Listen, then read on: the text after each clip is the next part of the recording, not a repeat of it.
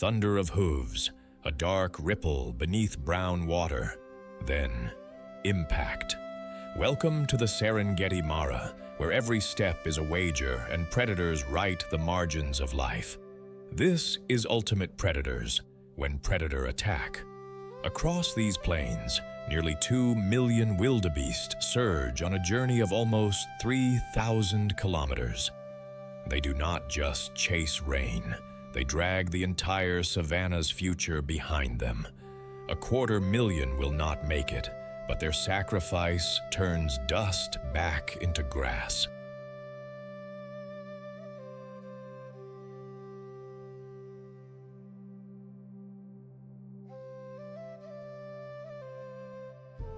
Even death is recycled here. From cracked grasslands to the Mara River's crocodile gauntlet, from acacia shade to alkaline lakes so caustic they can reach pH 10.5, this land is a mosaic of extremes. In waters too harsh for fish, microalgae bloom, and lesser flamingos gather by the millions, painting the horizon pink, while raptors scan for a moment's weakness. Lions hold court on golden ridges, cheetahs sprint like living lightning, hyenas test the night.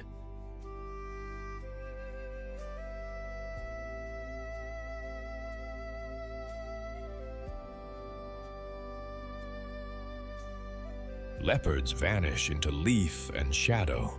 Crocodiles wait where courage meets current.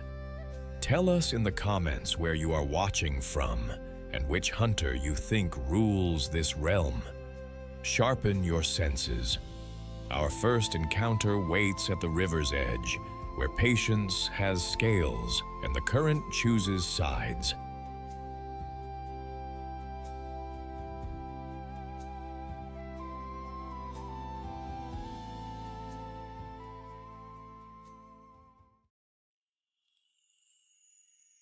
Born into a battlefield and standing within minutes, how do you outrun teeth when you are still learning your legs? In the Serengeti, survival starts before the milk has even cooled. Meet the blue wildebeest of the Serengeti, centered around Lake Ndutu. Here, a synchronized baby boom, hundreds of thousands of calves, turns open grass into a nursery under siege, and yet gives each newborn a fighting chance.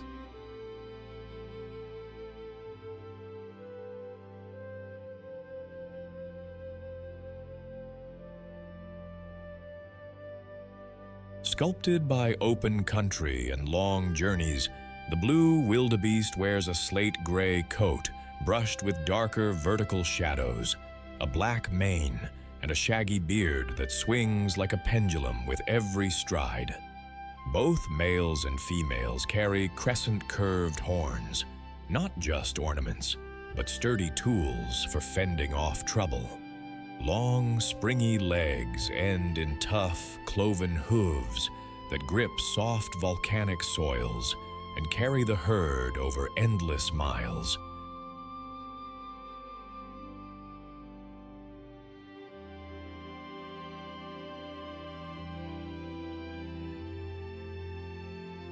Wide-set eyes scan for movement on a 300-degree horizon, while keen ears and an ever-busy nose tune into the herd's chatter and danger signals.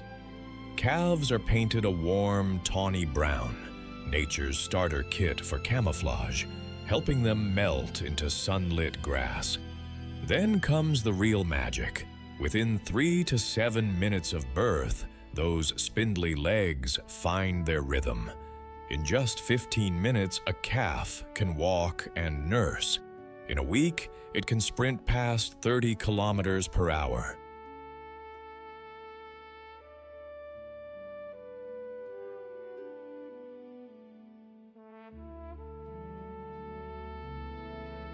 It is survival, fast-tracked, an evolutionary sprint built for a landscape where hesitation has consequences. From late January to mid-March, the short grass plains around Lake Ndutu transform into a living maternity ward. In just the first 2 to 3 weeks of February, over 500,000 calves drop into the world almost in unison. That timing is not luck, it is strategy.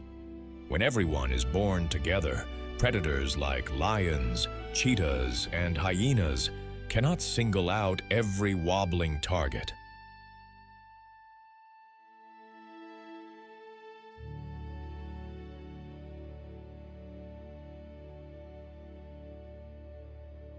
It is called predator saturation.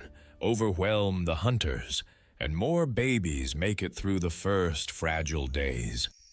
Mothers welcome their newborns into the herd's moving shield, bodies forming living walls that blur the edges of opportunity for prowling eyes. The bond snaps into place quickly. The calf memorizes mom's scent, shape, and voice, because getting the wrong mother in this crowd is a rookie mistake with real stakes.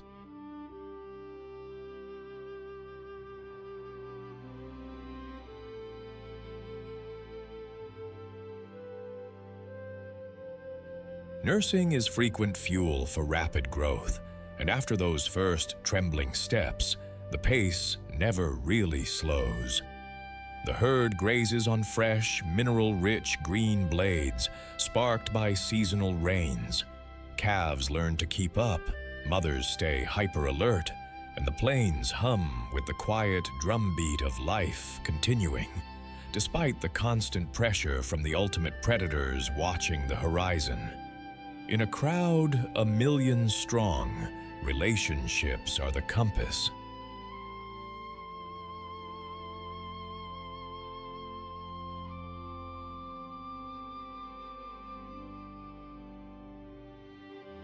Blue wildebeest society in the Ndutu Plains is built around mother-calf pairs that move as a loose, flowing matrix.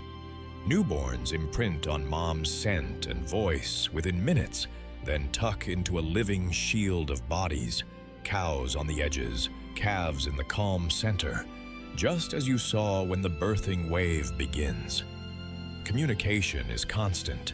Nasal gnu calls, snorts, and a ripple of body language that passes through the herd faster than wind.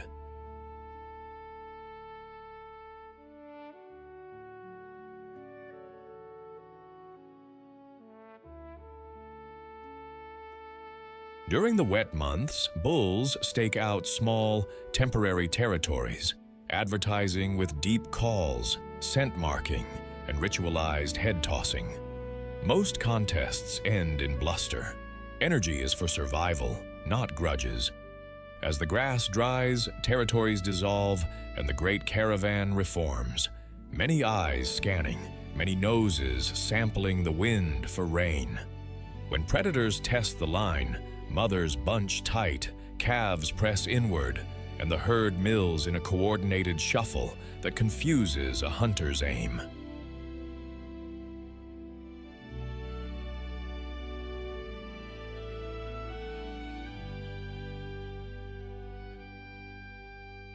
It is democracy by movement.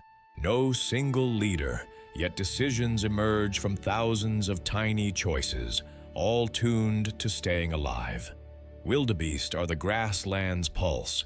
By cropping short, protein-rich blades and moving on, they stimulate fresh growth, fertilize with nutrient-dense dung, and till the soil with 1,000,000 hooves.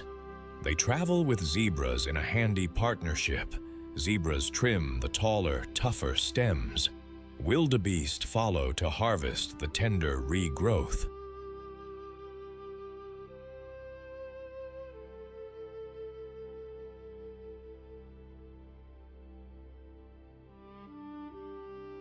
Their bodies feed the system too. Calves that fall, adults taken at river crossings. Nothing is wasted, fueling hyenas, lions, crocodiles, vultures, and the microscopic life that returns nutrients to the roots. Their ultimate adaptation is timing, a synchronized baby boom that swamps predators, plus precocial calves that run within a week. add endurance-built limbs, wide-angle vision, and a rain-chasing instinct, and you get a migrant perfectly engineered for risk.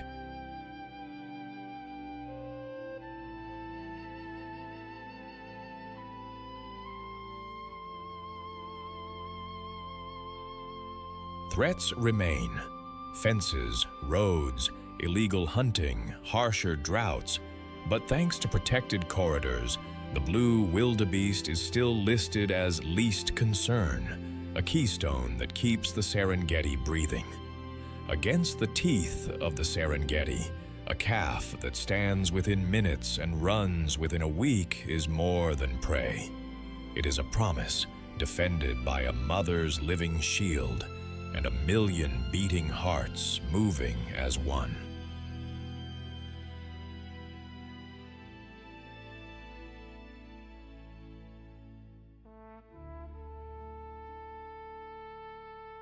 The wildebeest is a symbol of resilience, a reminder that even where predators rule, unity and timing can bend fate toward survival.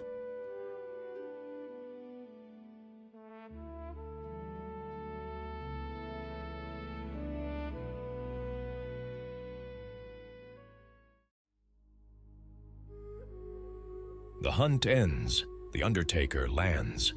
When predators attack and the dust settles, a shadow in a black cloak glides in to claim what is left.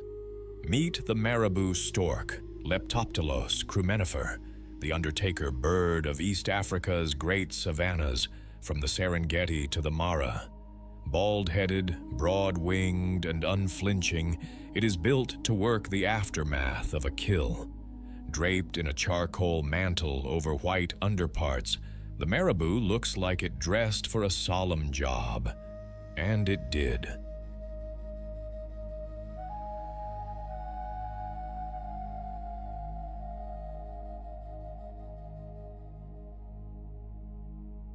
Standing up to 1.5 meters tall with a colossal 3.7-meter wingspan, it rides thermals with barely a wing beat, soaring as high as 4,500 meters to scan the plains for carcasses and leftovers.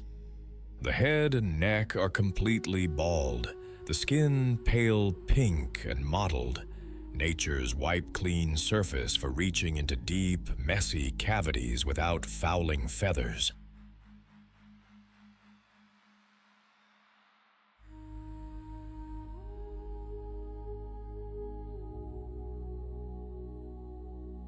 A large, wedge-shaped bill is less about ripping hide and more about precision, probing crevices, scooping soft tissues, extracting every scrap. Long, stilt-like legs keep the body clear of gore and hot ground, while an inflatable throat sac aids display and heat management. When temperatures climb, that chalky whitewash on the legs is no accident. Urohydrosis wicks heat away like a built-in cooling system.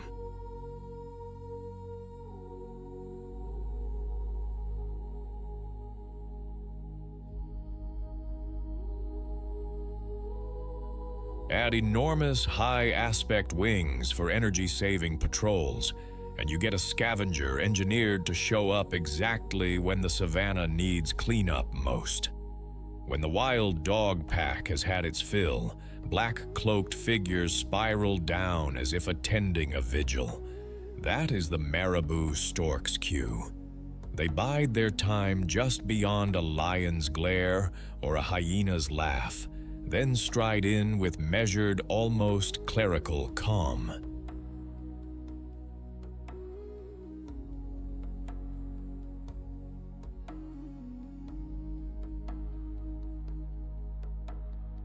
The big, wedge-shaped bill probes, not tears, sliding into crevices for marrow, organs, and the soft leftovers that hooked beaks miss. Daily rhythm runs on thermals and opportunity.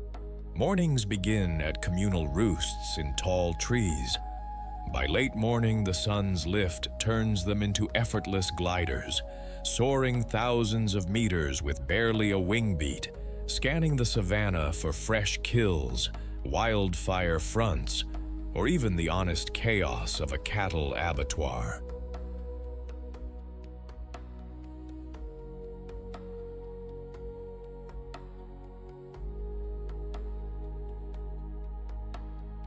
They will switch tactics on a whim, wading shallows for fish and frogs, stalking termite swarms after rain, raiding refuse when the plains are quiet. Heat is handled the stork way, legs whitewashed to wick warmth, throat sac pulsing, wings half spread like a dark umbrella. Evening brings a final circuit over the grasslands, then back to the roost, bellies full of the day's aftermath. Marabous live big, big wings, big bills, and big communities.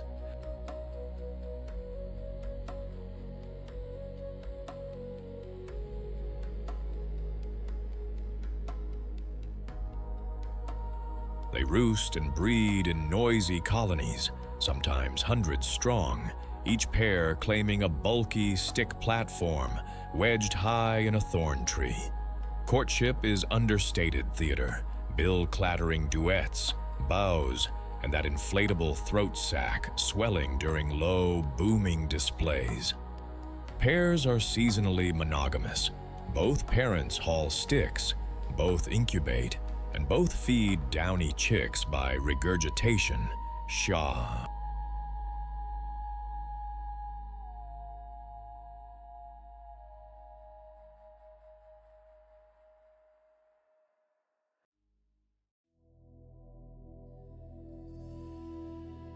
The most dangerous movement can be no movement at all.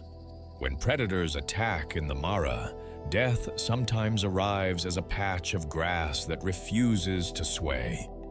Meet the African leopard, Panthera pardus, the invisible one of the Masai Mara's riverine borders, along the Mara, Talek, and Sand rivers. While the migration thunders by from July to October, this hunter waits in dappled shade, a ghost stitched into leaf light.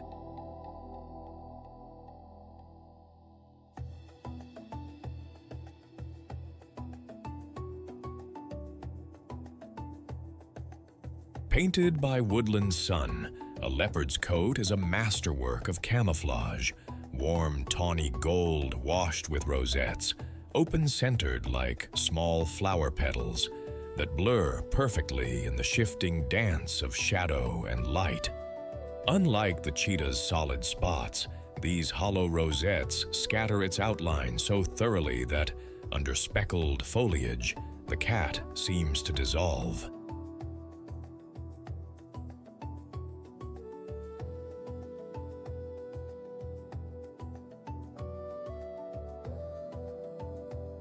The body is compact and coiled, a study in useful strength, heavy forequarters, massive shoulders, and a thick neck that generate astonishing low-gear torque for sudden pounces and tree climbs.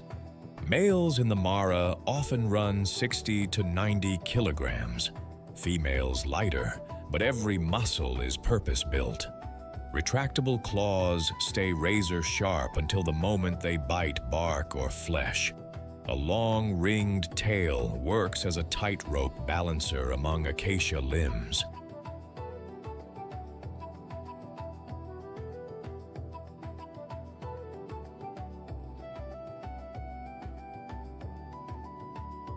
Broad, padded paws mute footfalls to a whisper, while large whiskers map space and wind-shifted scents in tight cover. The skull is robust, canines long and conical, delivering a bite made to clamp and carry. Night belongs to the leopard, big, light-gathering eyes with a gleaming tapetum lucidum multiply moonlight. Keen ears sift rustles from silence. Free-floating shoulder blades lengthen reach. A semi-flexible spine helps coil and spring.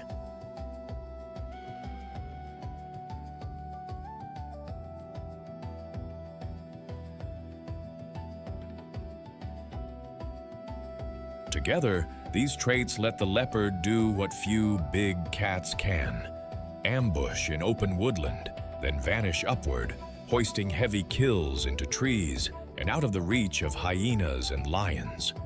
Morning on the Mara looks gentle: soft green grass, topy calves testing their legs. But the leopard's hunt begins with stillness. By day, it melts into the riverine borders of the Mara, Talek, and Sand rivers, tucked inside dappled shade where every rosette turns faint.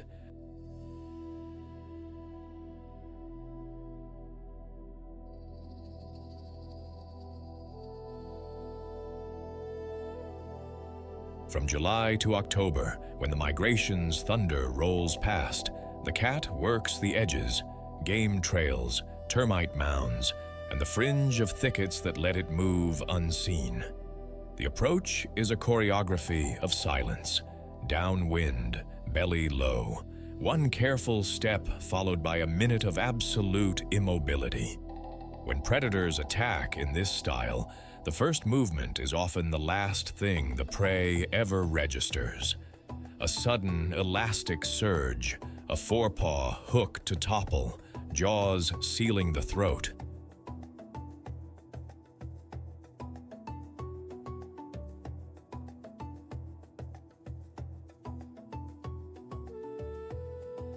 Small to medium prey, impala, gazelle, warthog piglets, and unwary topy young vanish without spectacle. If hyenas cackle too close, the leopard goes vertical, hauling the carcass into an acacia's arms and feeding for days between naps. Twilight and night are prime time. Midday is for cooling on a branch, scanning through leaves while flies fizz, and the plains pretend nothing is watching. Leopards in the Mara earn their nickname, the Invisible Ones, by living almost entirely alone.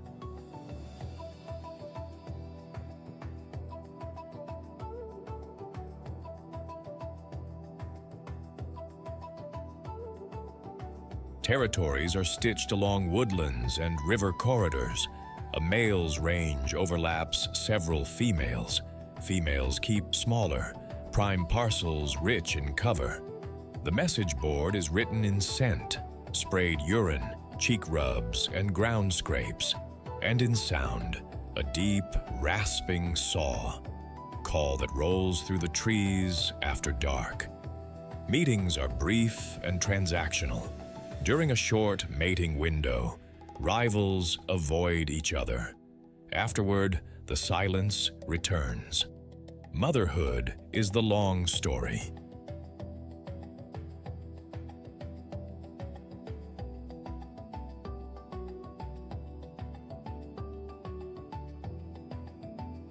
After 90 to 105 days gestation, a female tucks 2 or 3 cubs into a rock crack or dense thicket and becomes a ghost on a schedule, hunting, then slipping back to nurse. She shifts dens often, dodging lions, hyenas, and even baboons.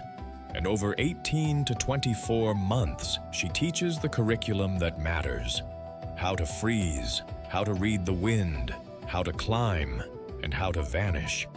Siblings wrestle, trail behind her on moonlit patrols, and practice drags up low branches.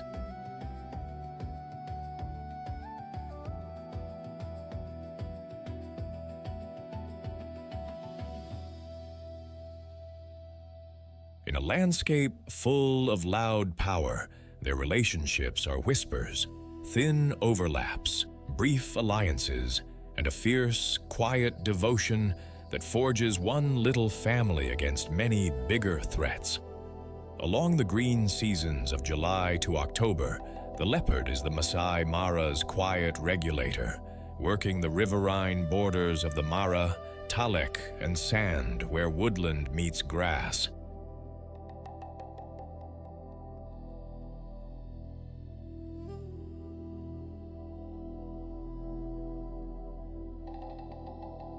By removing the incautious and the very young, impala, gazelle, topy calves, warthog piglets, It sharpens herd vigilance and trims disease-prone individuals. Tree caching rewrites the scavenger script. Hoisted carcasses deny hyenas and lions a feast, while wind-blown scraps feed vultures, marabou, jackals, and a universe of insects below.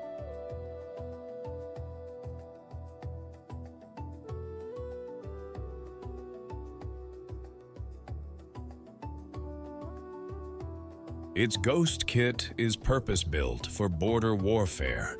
Rosette camouflage that melts into leaf-light, night-keen eyes, a massive forequarter to drag kills aloft, and a diet flexible enough to weather feast and famine. It shares banks with hippos and keeps a respectful distance from crocodile water, traveling game paths between thicket and floodplain. Across Africa, habitat loss, snares, and conflict edge this master ambusher toward decline.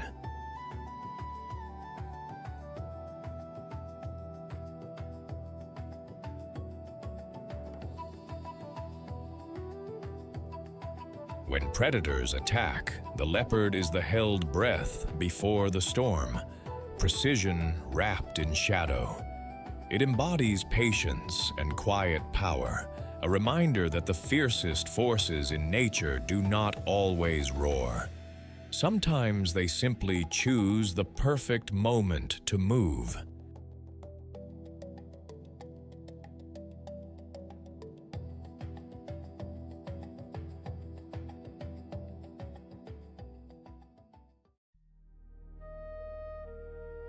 Some killers do not chase, they wait. In grass, the color of old straw, danger looks like nothing at all, until the ground itself strikes. This is the puff adder, Betis arietans, of the Serengeti and much of sub-Saharan Africa, a notorious ambush predator whose warning is a deep, explosive hiss. The World Health Organization notes it as a leading cause of snakebite deaths in the region, largely because it trusts its camouflage so completely that people step too close before they ever see it.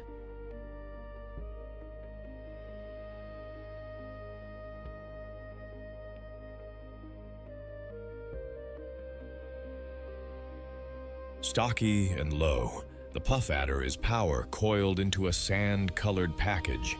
Its body is painted in jagged chevrons, browns, tans, and ash grays that mimic leaf litter, dust, and dappled shadow, a camouflage so convincing it can vanish by doing nothing.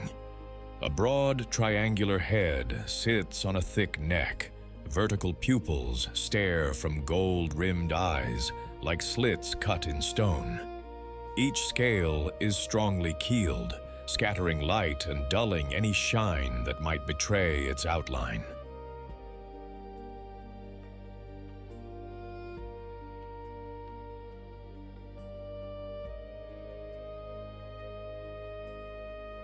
Hidden beneath that hooded look are long, hinged fangs that fold against the roof of the mouth, snapping forward in a lightning jab, measured in fractions of a second.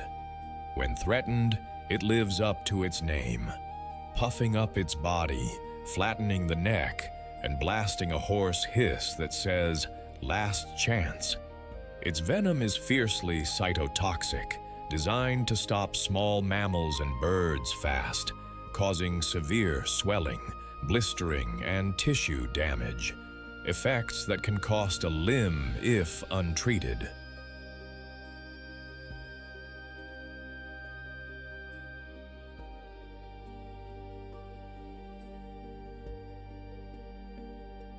Built for ambush, it prefers a rectilinear, caterpillar-like glide that leaves almost no sound, then waits, perfectly still, until the moment to turn stillness into impact. A puff adder's day is written in stillness. In the Serengeti's tawny grass, it chooses a narrow game trail or rodent run, aligns its patterned body with the ground's scribbles, and becomes a shadow with heartbeat.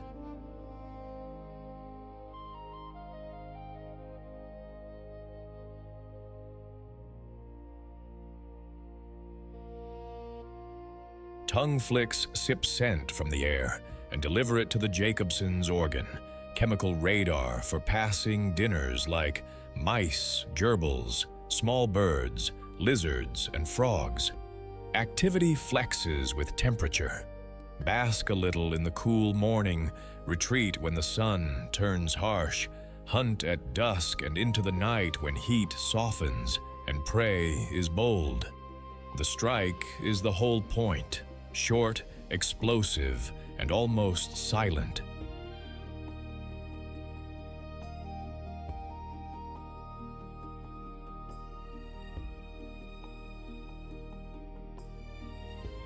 Often it is hit and release. Venom goes in, the prey bolts, and the snake follows the exact flavor of its own toxin down the grass. Finding the body a minute later, small quarry may be held, large is tracked. After a big meal, movement slows to a barely there glide, digestion taking priority. When trouble gets too close, the adder inflates, flattens, and hisses like a punctured bellows, a final warning before the coil tightens.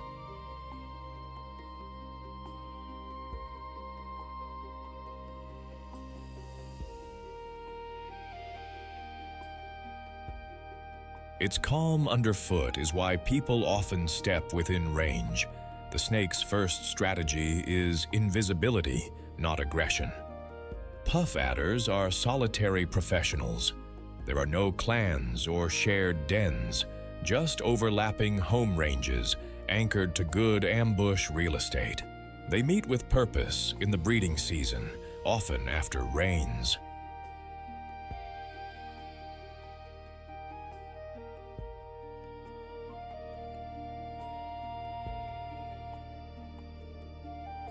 Males follow pheromone breadcrumbs left by females and settle disputes in a wrestling match that looks like a slow-motion braid, bodies lifted, pushing and twisting until one male yields. Courtship is quiet contact. Copulation can last hours. Like many vipers, puff adders are viviparous. After months of gestation, a female gives birth to dozens of fully independent neonates. Tiny but already loaded with working fangs and venom.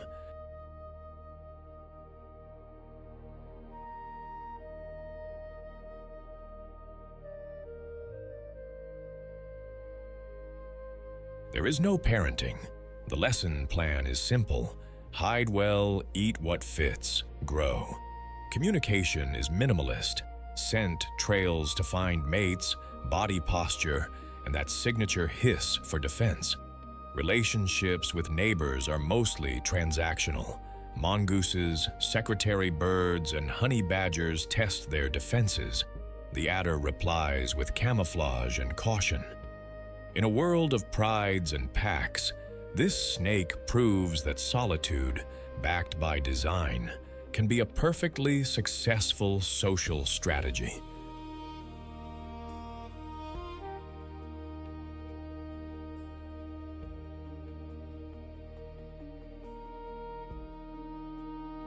As a mid-sized ambush predator, the puff adder quietly edits the savanna's roster of small mammals, birds, and lizards, keeping rodent numbers in check and, by extension, reducing crop damage and disease risks. Its toolkit is built for efficiency. Leaf litter camouflage, a sit-and-wait economy that saves energy, lightning strikes with long, hinged fangs, and cytotoxic venom that stops prey fast. Often it uses hit and release, then follows the exact signature of its own venom by scent.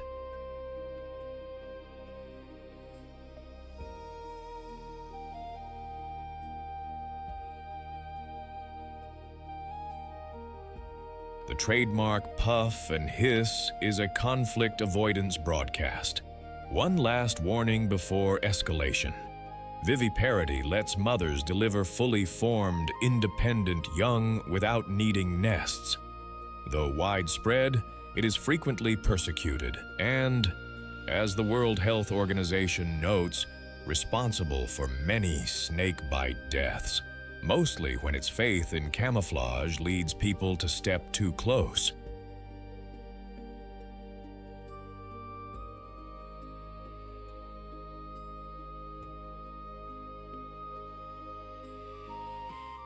In a world of noise and speed, the puff adder is stillness sharpened to a point, a reminder that the savannah's deadliest moments can begin with nothing more than silence and a breath. Respect the quiet, and it respects you back.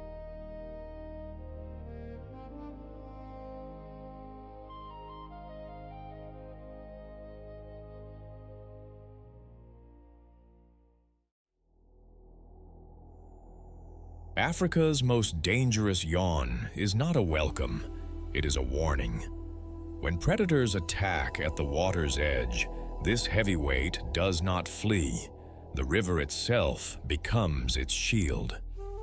Meet the common hippopotamus, Hippopotamus amphibius, lord of East Africa's Maratalek and Grumeti rivers, backwaters, and oxbow pools. By day, it is a floating boulder with eyes. By night, a silent lawnmower ghosting through grasslands.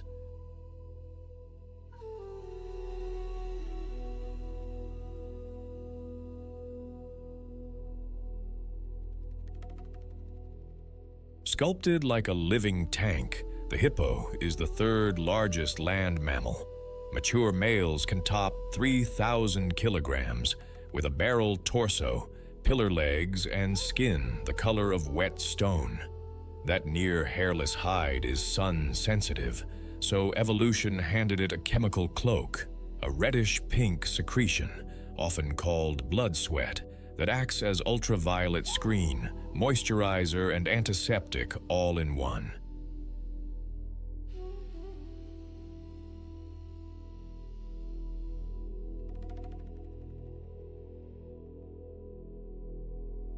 Eyes, ears, and nostrils sit high on the skull like a periscope array, letting the animal breathe and watch while almost entirely submerged. Valves clamp shut when it sinks. Despite the aquatic lifestyle, hippos do not truly swim. Dense bones make them beautifully unbuoyant, so they walk the riverbed in slow motion or bounce off the bottom in powerful bounds. Broad, semi-webbed toes grip mud like cleats.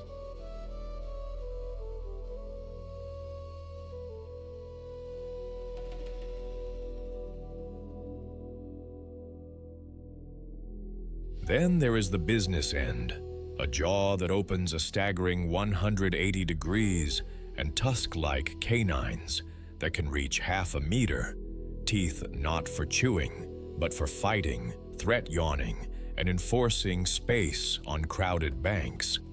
In a realm where water is life, the hippo is built to own the shoreline. Daylight is for water and diplomacy with the sun.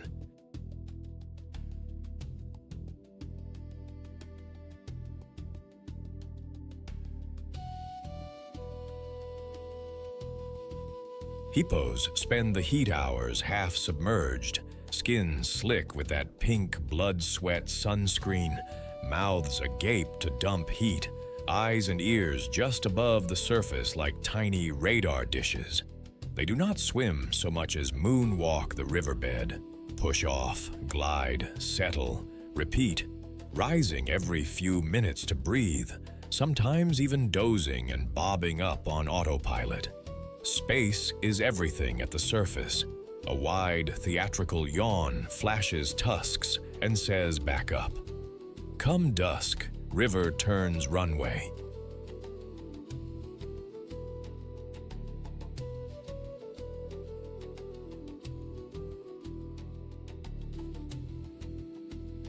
Single file, they slip ashore and fan into the grasslands, following well-worn hippo highways for kilometers to crop lawns like living tractors, harvesting tens of kilograms through the night. On land, they are silent but not slow, startle one between itself and water, and you will learn how fast 3 tons can move. At the bank, crocodiles get exactly as much respect as they give. A reckless croc menacing a calf may meet a tonnage escort out of the channel.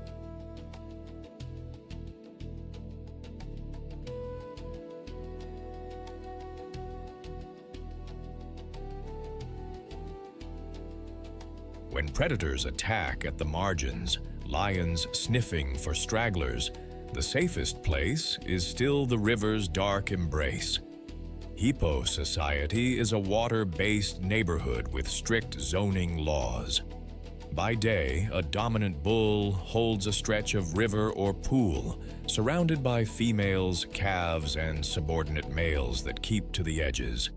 He patrols by posture and perfume, dung showering with a helicoptering tail to paint the boundaries, wheeze honking a basso chorus that rolls down the banks.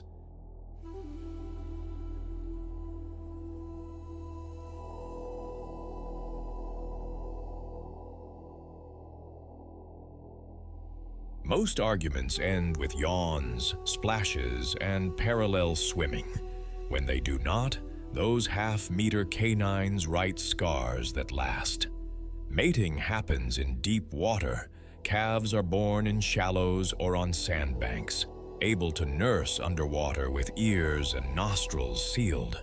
Mothers are fiercely protective, parking youngsters on their broad backs, forming loose creches with other females, and shouldering aside crocs or anything else that tests the bubble of safety.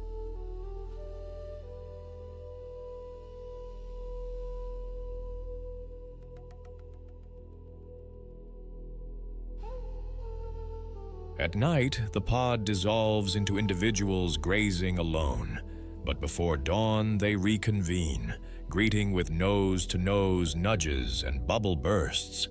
When predators attack, hippos answer collectively. The pod becomes a wall, and the river becomes an ally. Hippos are the river's engineers and its nutrient couriers.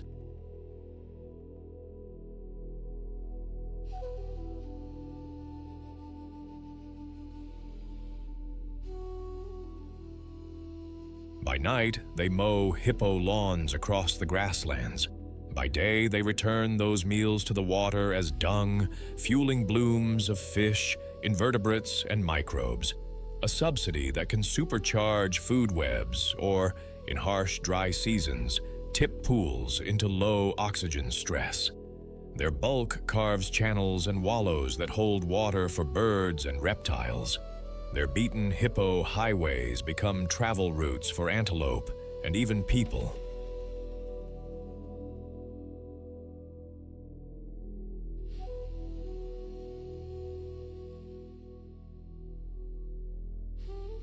Adaptations make the commute possible.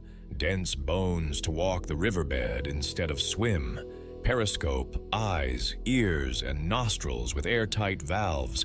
And that pink blood-sweat ultraviolet shield, an antiseptic for sun-sensitive skin. Classified as vulnerable, hippos face poaching for meat and ivory-like teeth, shrinking water, and conflict along crowded banks.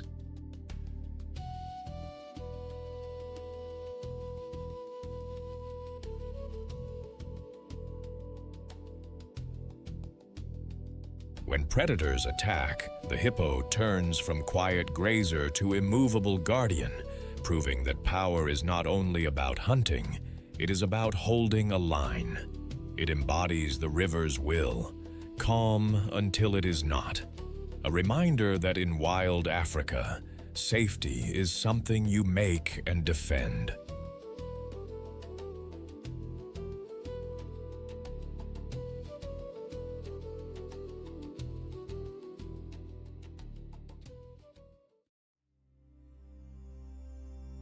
In a land built on speed and surprise, sometimes power wins by simply standing its ground.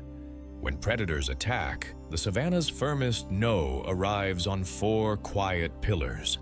Meet the African bush elephant of the Serengeti's western corridor, where the Grumeti and Balageti rivers thread through cracking grass. The largest land mammal on Earth, it fans ears shaped like the African continent and wields a trunk with more than 40,000 muscles, a living multi-tool.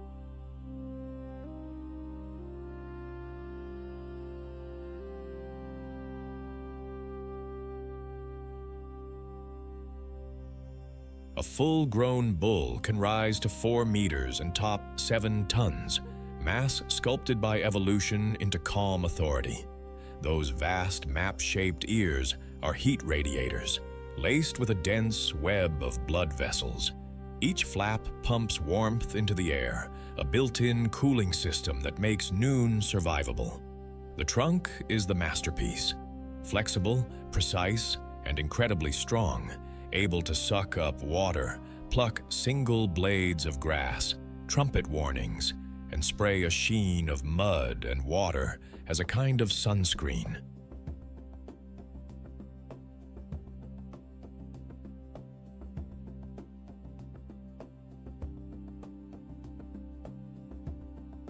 Tusks, elongated incisors, dig for water, pry bark, and become white spears when something threatens a calf. Skin seems armor-thick, yet is finely sensitive. Its creases trap moisture and mud, extending that protective coat against sun and biting insects. Columnar legs end in cushioned pads that spread weight and deaden footfall, letting giants move with surprising stealth.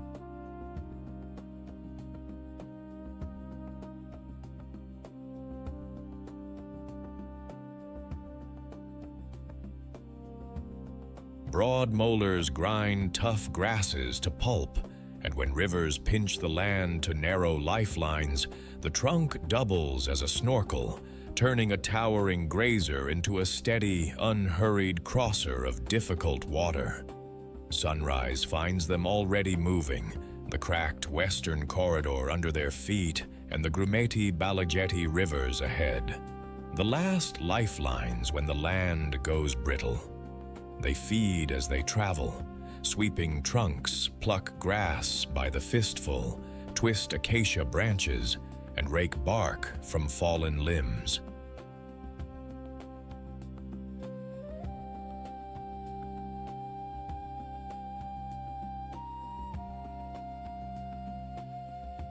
Hours pass in a slow-motion harvest, up to a small mountain of plants each day, broken by shade, ear fanning, and dust baths that turn skin into mat armor. When noon bites, they stand quiet, heat slipping from those continent-shaped ears. Nature's built-in cooling system hard at work.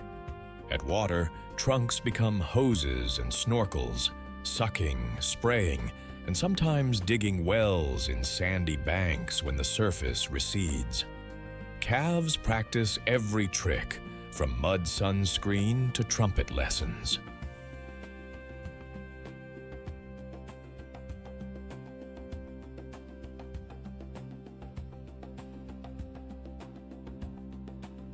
Travel resumes in the cooler hours, sometimes deep into night when the plains are gentler. And when predators test the edges, lion shadows measuring a calf, the tone changes. Adults bunch, calves slide to the center, and the air fills with infrasound rumbles you feel in your ribs. A head raises, a trunk lifts, and a gray wall advances. Most hunters listen to that answer and fade. Elephant society is a family business led by memory.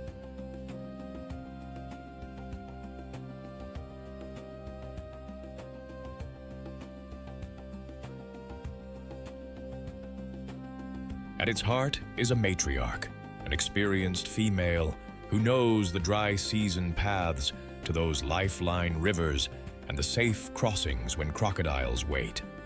Around her move daughters, sisters, aunties, and their calves, a tight unit that feeds, travels, and decides together. Calves are everyone's project. Alamothers babysit, lift, and discipline, while little trunks learn by imitation and endless, endearing mistakes.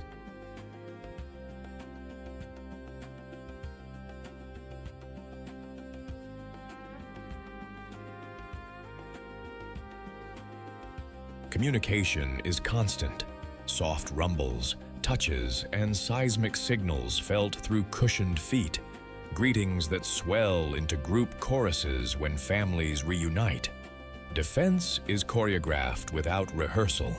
A protective circle, ears wide, tusks out, and the matriarch choosing when a mock charge becomes real. Young males peel away in their teens to roam alone or join loose bachelor groups, practicing sparring etiquette until maturity.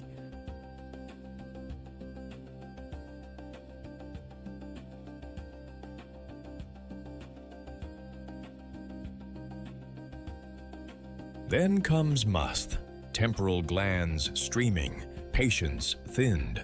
When a bull's status and breeding chances are decided in low, pushing contests and rumbling negotiations. Through it all, relationships are the glue. Loyalty to the matriarch's wisdom, to calves at the center, and to the roots written in ancestral footsteps.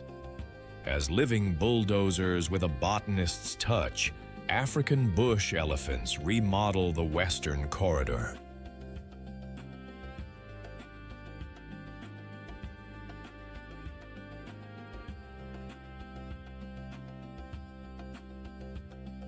By pushing over trees and pruning acacias, they open sunlight to the ground and maintain the savanna woodland mosaic that antelope, zebras, and even lions depend on. Their dung is a fertilizer freight train, packed with seeds and microbes, spreading new life along every route to the Grumeti and Balajeti rivers. In drought, tusks and trunks dig wells that other animals crowd to, turning memory into water for an entire community.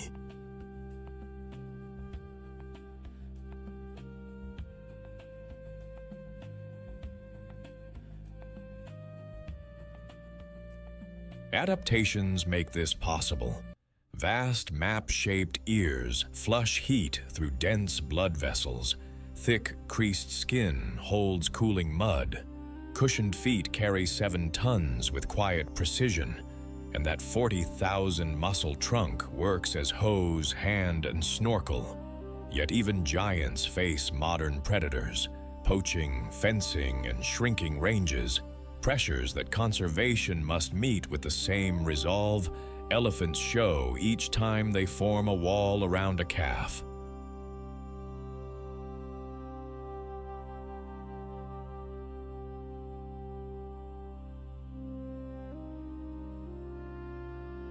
When predators attack, elephants answer with memory, muscle, and a circle of unbreakable calm.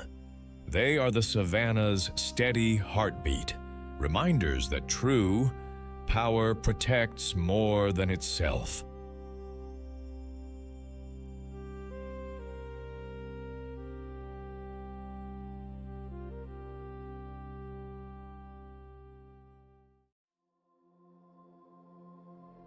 The fastest strike in nature comes with a ticking clock. When predators attack, this hunter has just 20 to 30 seconds before heat and heartbeat force a hard stop. Meet the cheetah, Acinonyx jubatus, of the Serengeti Mara grasslands, the sprint specialist of open country. Females roam solo, except when raising cubs for nearly 2 years. Males often run in brotherly coalitions that turn speed into strategy.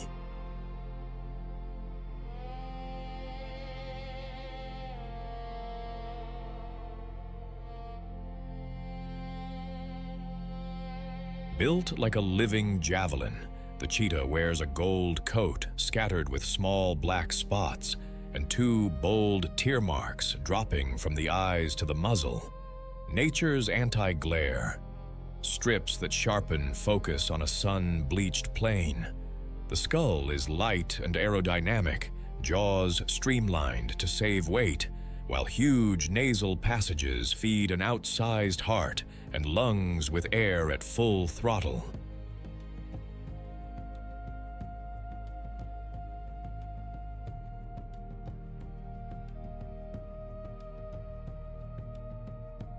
Long, spring-loaded legs and a hyper-flexible spine work like a coiled bow. Each stride stretches and snaps back, doubling ground covered. Semi-retractable, almost fixed claws act like cleats, and rough paw pads grip like sandpaper for explosive traction. The tail, long, muscular, ringed, works as a counterbalance and rudder, flicking to steer high-speed zigzags when a gazelle feints.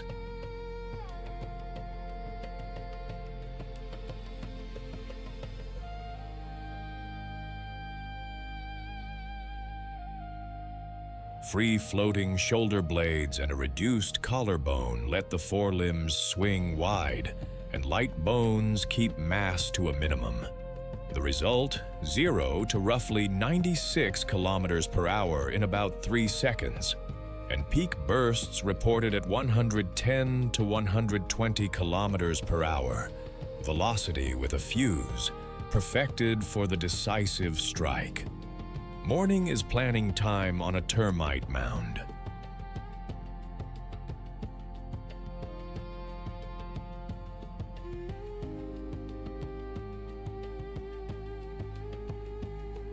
A cheetah scans the wind, tail tip ticking, those black tear marks cutting the glare as it picks a path through tufts and shadows. The approach is everything. Downwind, low, each step a whisper, until the fuse is lit. Then the arrow flies. In about 3 seconds, it is near 96 kilometers per hour, spiking to 110 to 120 kilometers per hour. But the clock is brutal. 20 to 30 seconds before heat and heart say stop.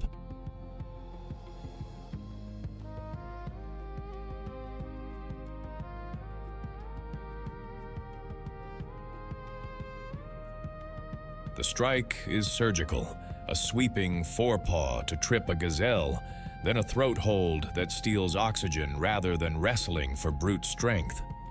Victory does not mean safety. Panting hard, body overheating, the cheetah drags the carcass toward cover and eats fast, because lions and hyenas are already on the wind. In open country, think the central Serengeti in the dry season, it can lose up to half its kills to thieves.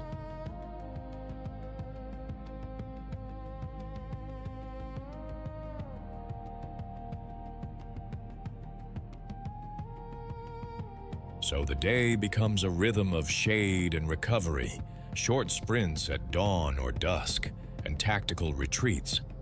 Between hunts, it scent marks, rests belly down in the grass, and listens, always, for hoofbeats to chase and laughter in the distance to avoid. The cheetah's social life breaks the big cat mold.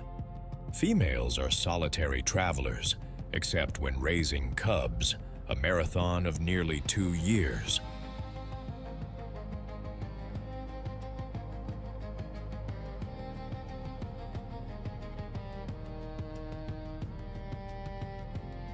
They keep moving, stashing tiny, smoky, furred youngsters in new hideouts every few days, calling with high, bird-like chirps and teaching with patience. A gentle pin to practice ambush, a disabled fawn released and chased again. Males write a different story. Many form tight coalitions, often brothers, that flip vulnerability into leverage.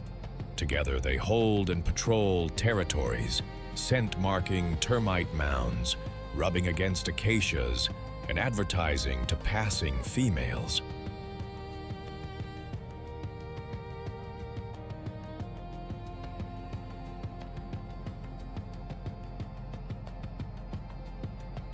In a coalition, the team defends ground, attracts mates, and fends off rivals far better than any solo male. Hunts can even be cooperative. one partner pushing, another cutting the angle. Within the group, tensions are low. Grooming, purring, and close rests seal loyalty. Across the savanna, the real conflict is external. Lions and hyenas threaten cubs and steal kills, so mothers avoid them like wildfire, and coalitions stand their ground just long enough to keep their map intact.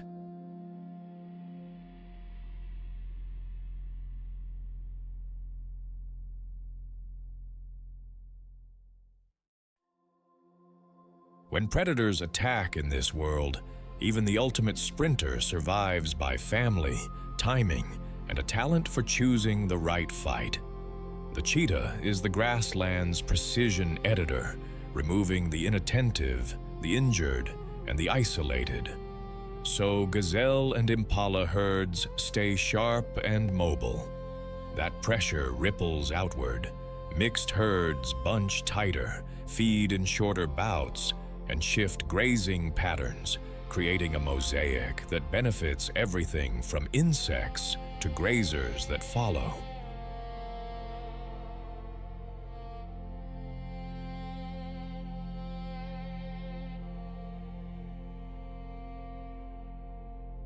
What a cheetah cannot keep, others cash in, losing up to 50% of kills, especially on the open central Serengeti in the dry season, funnels energy to hyenas, lions, jackals, vultures, and the soil itself.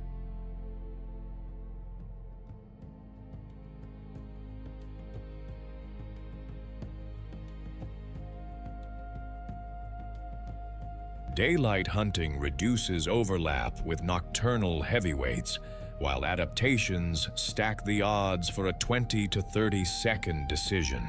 Anti-glare tear marks, turbocharged lungs and heart, semi-retractable claws for grip, a flexible spine for huge strides, and a tail that steers like a rudder.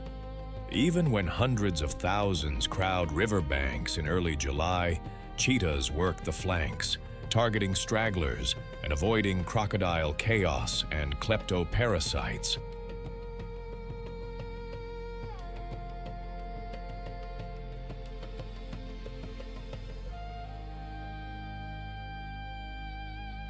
The species is globally vulnerable, squeezed by habitat fragmentation, conflict, snares, and low genetic diversity. When predators attack, the cheetah answers with speed on a fuse, proof that supremacy can be measured in seconds. It embodies the spirit of calculated risk, a reminder that even the ultimate hunter lives by precision, timing, and the courage to sprint into uncertainty.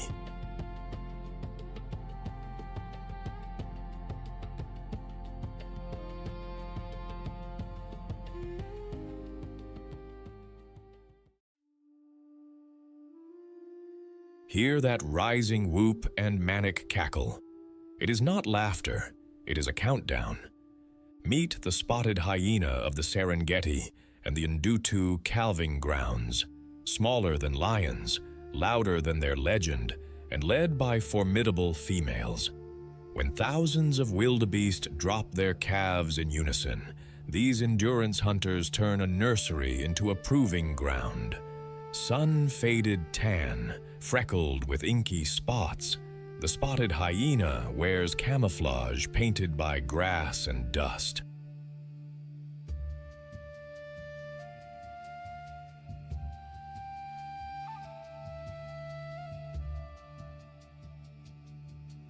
Its silhouette tilts forward, massive shoulders and long forelegs tapering to shorter hindquarters. An athlete engineered for stamina and grappling rather than pretty posture. Females are the heavier, more muscular sex, ruling the clan with presence as much as teeth.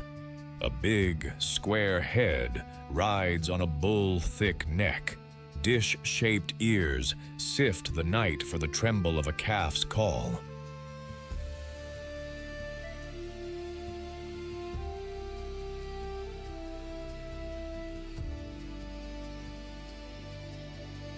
Inside that skull, jaw muscles anchor to a high, bony crest, driving a bite around 4,500 newtons, strong enough to crack femurs and shatter spines. Cone-shaped premolars crush bone like dry twigs. A caustic stomach turns it to white chalk within hours. Non-retractable claws act like cleats, biting into dirt during long pursuits.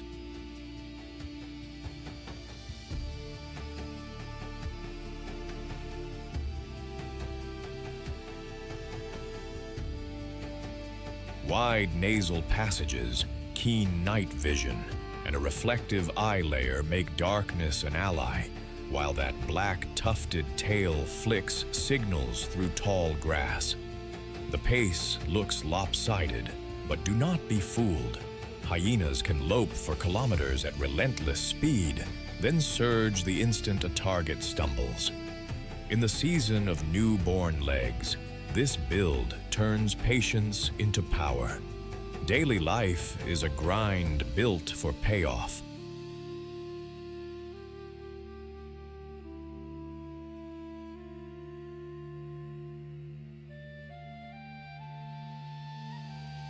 On the Serengeti and the Ndutu calving grounds, spotted hyenas work the edges of the wildebeest nursery like patient marathoners, not sprinters.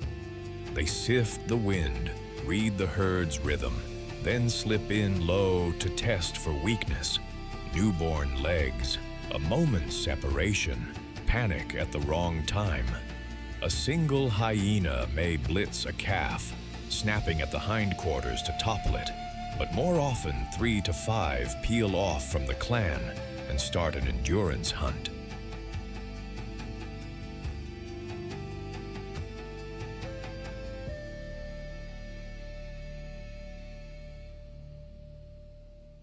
No flashy ambush here, just a tireless loping pursuit that turns minutes into miles until even a strong adult begins to falter. The soundtrack is a chorus of whoops and that eerie laugh, rallying partners and fraying nerves. When the moment comes, bone-crushing jaws, pushing up to 4,500 newtons, do the brutal, efficient work. And yet, not every attempt ends in a meal. A wildebeest mother can lower her head, slash with horns, and fold her calf back into a protective circle.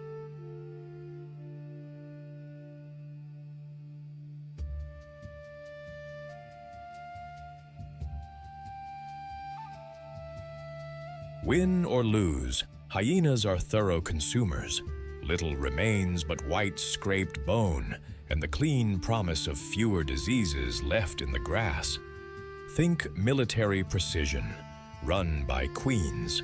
Spotted hyenas live in strict matriarchal clans that can number from as few as 6 to well over 90 individuals.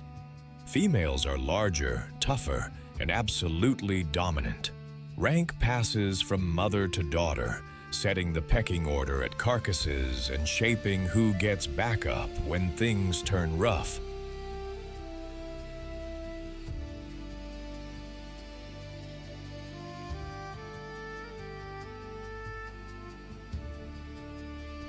This is not a single, lumbering mob, but a fission-fusion society. Subgroups form and dissolve through the day, with 3 to 5 breaking off to hunt, while others guard den sites or patrol boundaries. Power is practical, not ceremonial.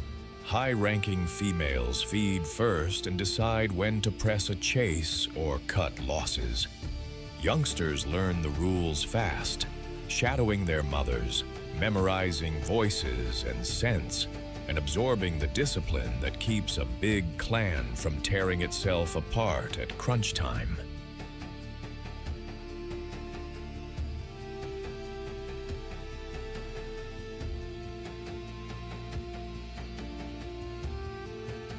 When predators attack, or when hyenas are the attackers, cooperation is their real weapon. Coordinated pressure on the chase, tight rank at the carcass, and a social ladder that keeps the machine running. In the Serengeti, spotted hyenas keep the system honest. Far from lazy scavengers, they hunt most of what they eat, about 60 to 95%, often peeling off in groups of 3 to 5 to run endurance chases that wear down even strong wildebeest.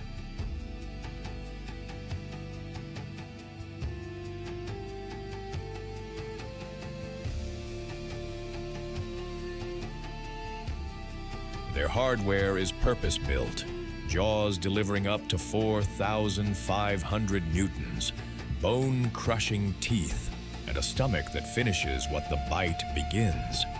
By consuming almost entire carcasses, they strip the plains of rot, cut down disease sources, and fast-track nutrients back into the grass. Timing is another adaptation. They exploit the synchronized wildebeest birthing season, testing herds and culling the vulnerable, which shapes prey behavior and keeps populations in check.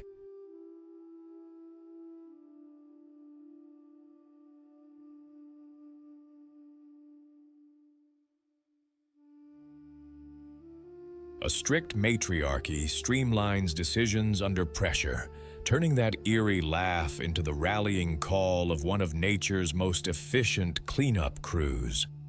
When predators attack, the hyena's grin is not cruelty, it is calibration. Misunderstood, yet essential, they embody the unsentimental precision that keeps the Serengeti alive and breathing.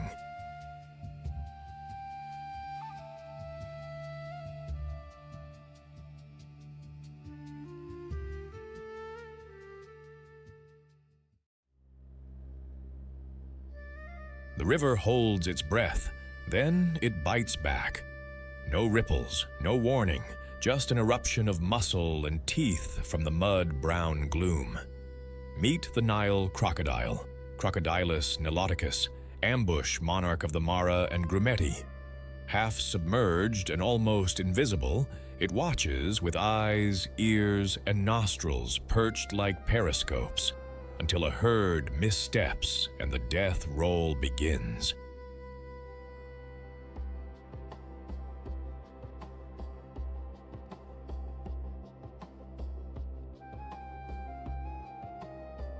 Sculpted by deep time, the Nile crocodile wears olive bronze armor studded with bony osteoderms, natural chainmail that shrugs off hooves and teeth. Giants can top 5.5 meters and approach a ton, yet every line is built for stealth. A low torpedo body, a long ridged tail that works like a twin turbine, and webbed feet for silent adjustments before the launch.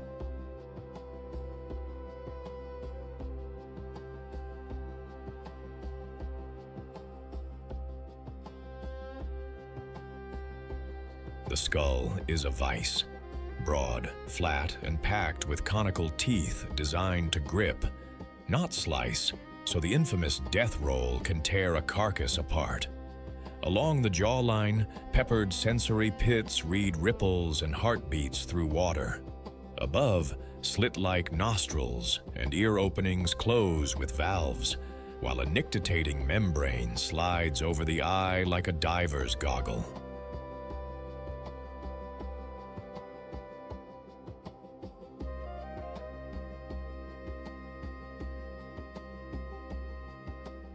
Inside, a four-chambered heart with a shunting system fuels long, low oxygen waits. A slow metabolism stretches breath holds to astonishing lengths. Even the stomach carries stone, gastroliths that act as ballast and may aid grinding. Ancient blueprint, modern perfection. A predator shaped to turn calm water into sudden catastrophe. On the Mara and Grumeti, a crocodile's day is a master class in patience.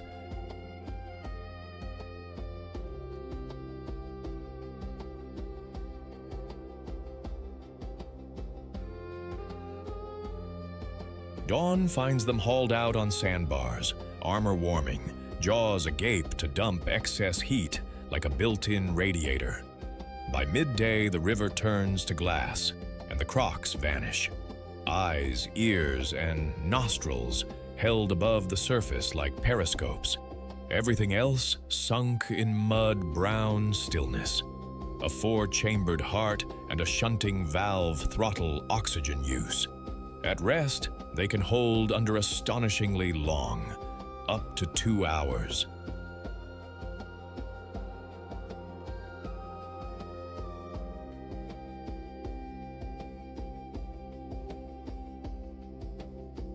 They wait at known crossing points, where elephants test the water and wildebeest eventually commit.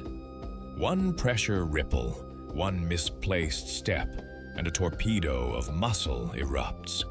The bite lands like a hydraulic clamp, measured at up to 95,000 newtons, followed by the infamous death roll, a whole body turned into a ripping auger. Big kills may be wedged under roots as a river larder.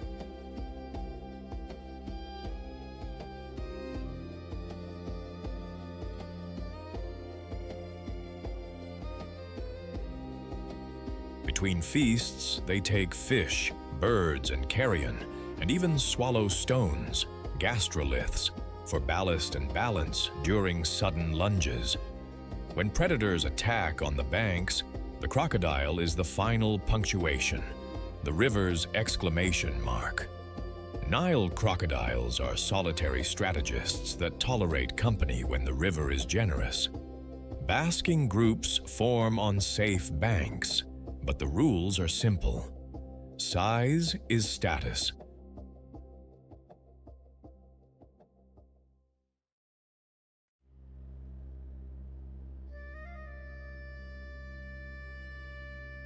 The biggest bodies hold the prime crossing eddies. Smaller crocs circle the margins and snatch what panic delivers. Communication is low and deep, bellows that rumble the bank, water slaps and posture, jaw gapes and tail arcs that settle arguments before teeth do. Come nesting season, the loner turns guardian. A female excavates a sandy bank, lays her clutch, and stands watch for roughly 3 months, rarely leaving, fending off monitor lizards and marauders.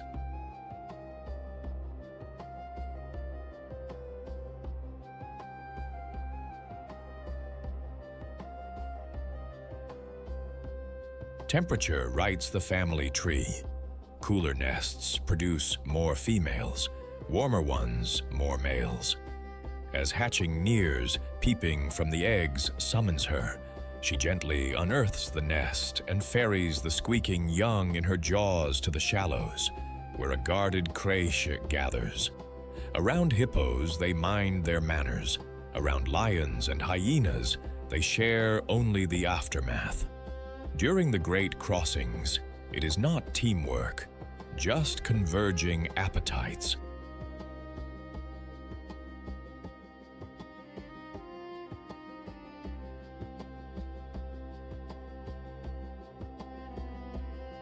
In this world, dominance, memory, and brief, fierce care are the bonds that matter. In the Mara Grumeti system, Nile crocodiles are the river's gatekeepers.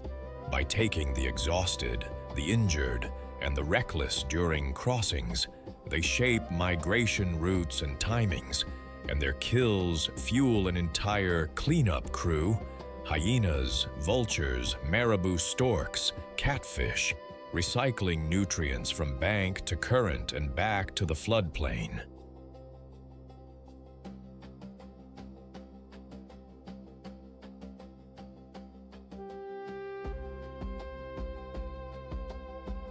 Their toolkit is ancient and exact. Olive armor plated with osteoderms, pressure-sensing pits that read ripples, periscope eyes, ears, and nostrils that seal tight, and a 4-chambered heart with a shunting valve that stretches breath holds to astonishing lengths, often up to 2 hours at rest. Conical teeth grip so the death roll can do the tearing, gastroliths add ballast for explosive lunges.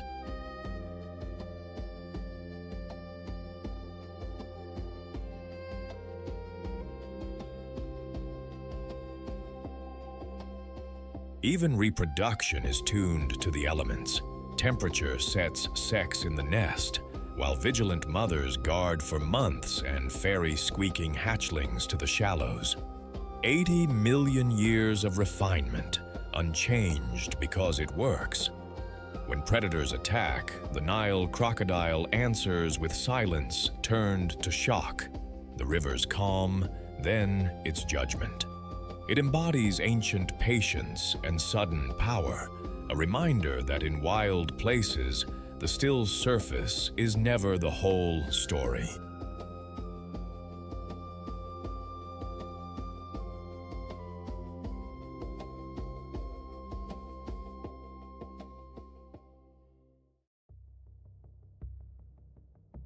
What if the most lethal move is not a pounce, but a marathon? When predators attack in perfect sync, stamina turns into a weapon. Meet the African wild dog, Lycaon pictus, the painted wolf of sub-Saharan savannas and scrub. According to 2024 Wildlife Conservation Society data, their hunts succeed an astonishing 70 to 90% of the time, making them some of the most effective predators on the planet. Nature did not give them camouflage. It gave them art that works.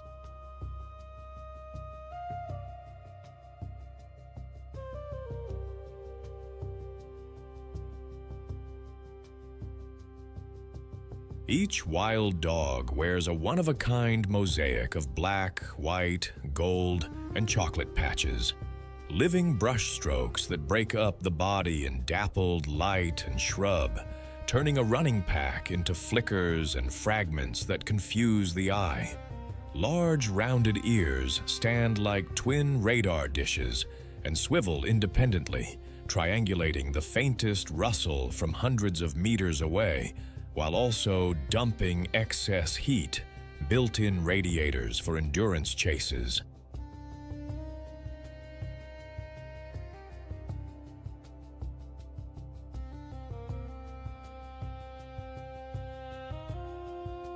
The frame is all economy, a rangy body, deep chest, and long, springy legs. Unlike most canids, they have only 4 toes on each forefoot and no dew claw, reducing drag and wasted motion. Every stride is clean, every contact efficient. Tough, padded feet grip hot ground, and a white-tipped tail acts as a visual flag so pack mates can track each other at speed through tall grass.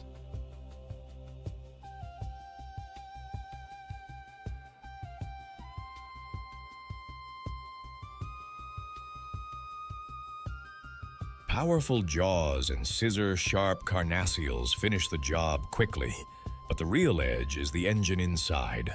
Heart and lungs tuned for distance, turning a steady trot into an inevitable catch. Cool dawn is go time. A chorus of high-pitched twitters and a few emphatic sneezes rally the pack. An audible vote to start the hunt. They drop into a ground-eating trot, about 10 kilometers per hour, ears swiveling like twin satellites to catch the faintest hoof scrape far ahead.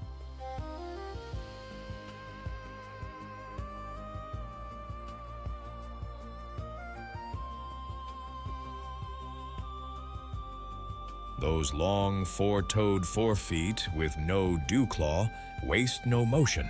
Stride after stride, they bank energy for the moment that matters. A splinter team tests a herd, looking for the one that stumbles. A distracted yearling, a limping adult. Once a target is chosen, the pressure never lets up. Dogs trade places in a rolling relay, some flanking, one cutting across the front, another pressuring from behind.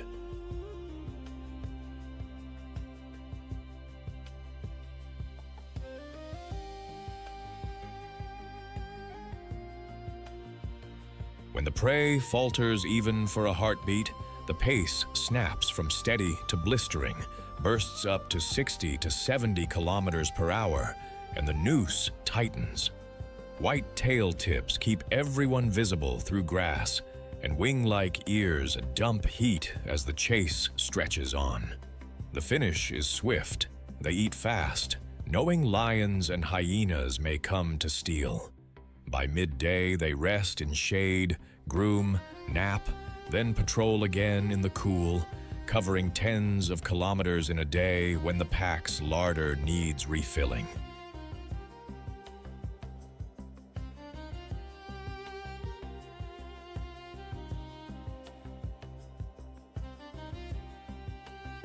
Painted wolves are cooperative to the core.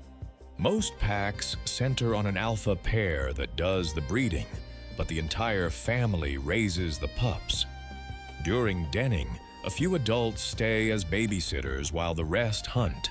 Everyone returns to deliver meals by gentle regurgitation, first to pups, then to nursing mothers, then to other helpers. Their greetings are pure joy, squeaks, tail whirls, muzzle kisses, and bouncing play that recharges social glue.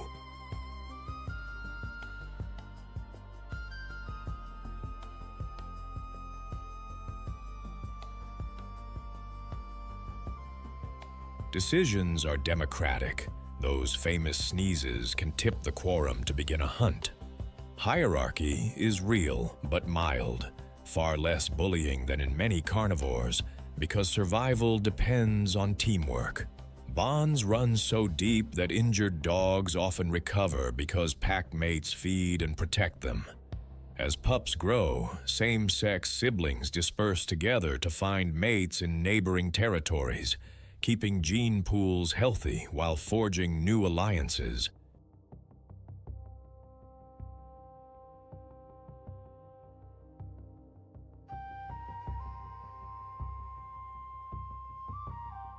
Rivals are not other pack members, but kleptoparasites.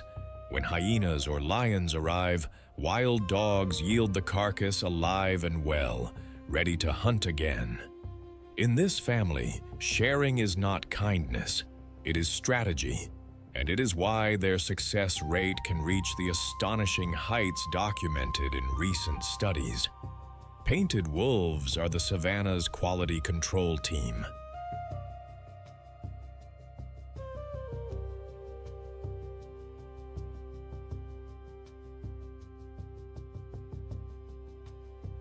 By targeting medium antelopes and focusing pressure on the weak, injured, or distracted, they sharpen herd health and prevent overgrazing. Benefits that ripple through grasslands, shrubs, and the many species that depend on them. What they do not eat becomes fuel for vultures, jackals, and beetles, returning nutrients to the soil.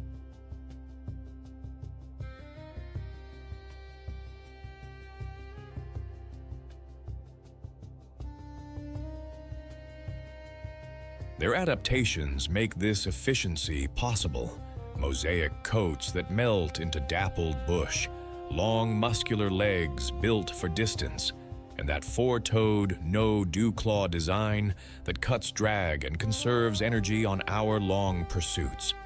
Oversized, rounded ears rotate independently, picking up signals from kilometers away while dumping heat on the move.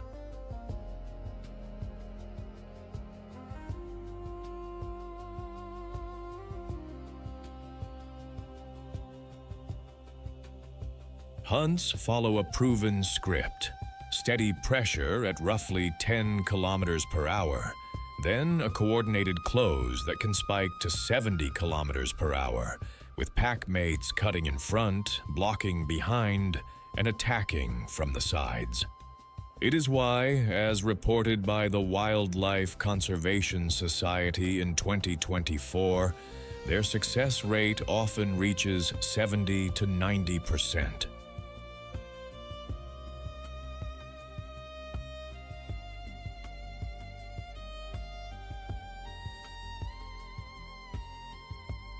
Yet this mastery meets modern hazards.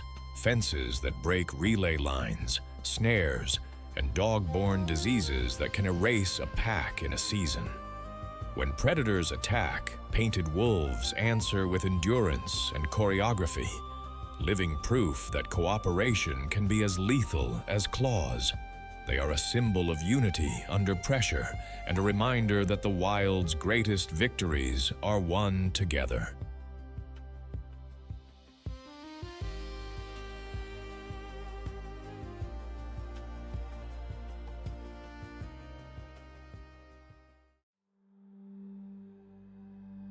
Some hunters strike with talons. This one ends fights with a lightning-fast kick. Meet the secretary bird, Sagittarius serpentarius, the long-legged raptor of East Africa's open savannas. A terrestrial specialist famed for dispatching venomous snakes, cobras, even puff adders. It throws kicks that land with up to 5 times its own body weight in under 15 milliseconds, often aimed straight at the head or neck. Picture an eagle riding on crane legs.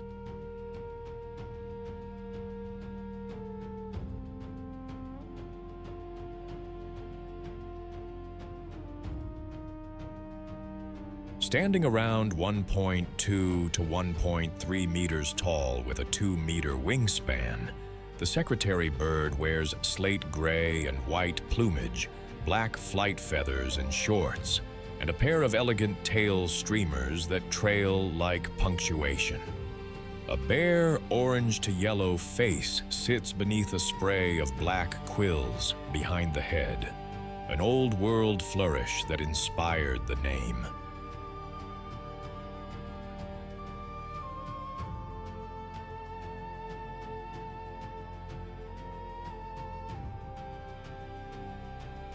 But the real story is below the waist.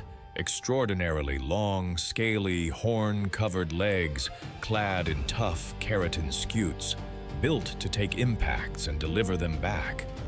Toes are blunt and widely splayed for stomping stability, not perching theatrics. Inside, long tendons and a hinge-like intertarsal joint act like a sprung hammer, letting the bird snap its foot down with surgical speed, measured strikes that can stun, daze, or kill in a blink.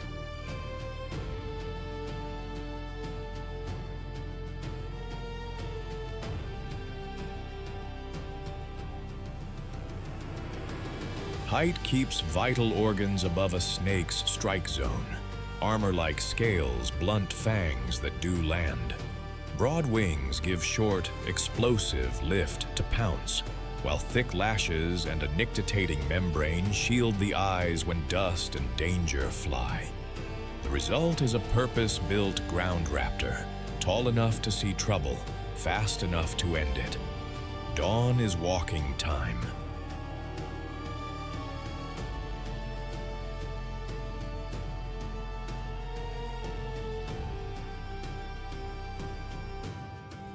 Secretary birds leave their roosts and drop to the grass, covering kilometers with that purposeful, high-stepping stride. Eyes scanning, toes probing, and the occasional drum roll of rapid stamps to flush whatever's hiding. They're diurnal specialists, most active in the cool morning and late afternoon, resting or preening through the noon furnace on a shaded perch.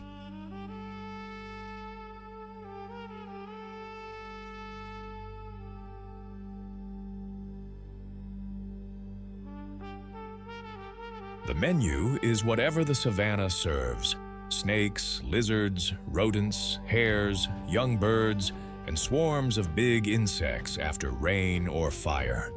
When a snake shows, the show begins, feints, wing mantling for balance and a shield, then the signature strike, a kick that lands with up to 5 times the bird's body weight in less than 15 milliseconds, usually aimed at head or neck.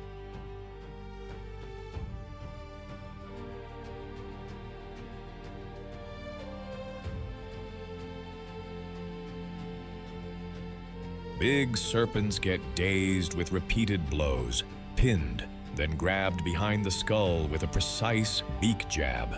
Small prey is stomped and swallowed on the spot. They'll shadow fresh burn scars where fleeing creatures are exposed, or patrol along game paths where movement betrays itself. Each step is a question. Each kick, an answer no snake wants to hear. These ground raptors run on partnership.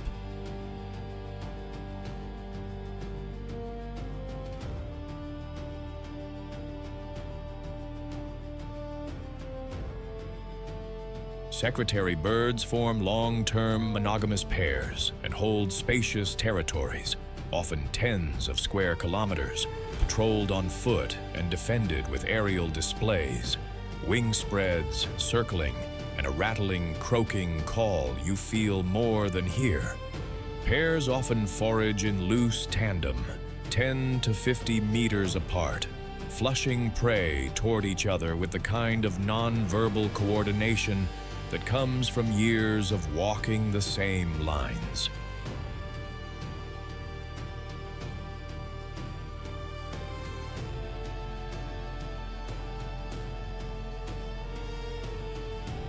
Nesting happens high in thorny acacias or flat-topped trees, a broad stick platform, relined and expanded season after season. A clutch of 1 to 3 eggs incubates for roughly 45 to 50 days, both parents sharing the sate and the night watch. Chicks are fed by regurgitation, shaded under those broad wings, and fledge at around 3 months. But they stick with their parents for weeks more, trailing the patrol and practicing the family martial art on dropped prey and unlucky lizards.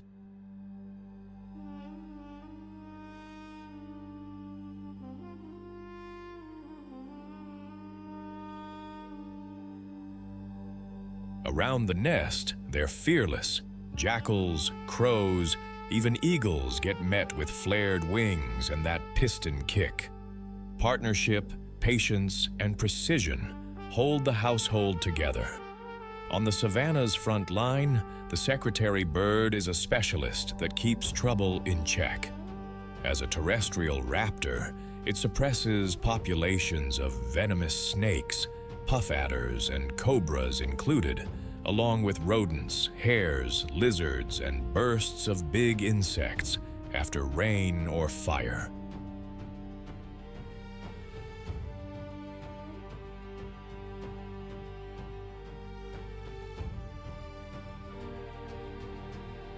That control ripples outward. Fewer ambush snakes around ground nesters and antelope nurseries. Fewer crop-raiding rodents near people. Its toolkit is purpose-built for this job. Scaly, horn-covered legs that deliver kicks with up to 5 times its body weight in under 15 milliseconds. Long, elevated limbs that keep vital organs above a snake's strike zone. Keratin armor that blunts fangs. And sharp vision to read the slightest grass twitch.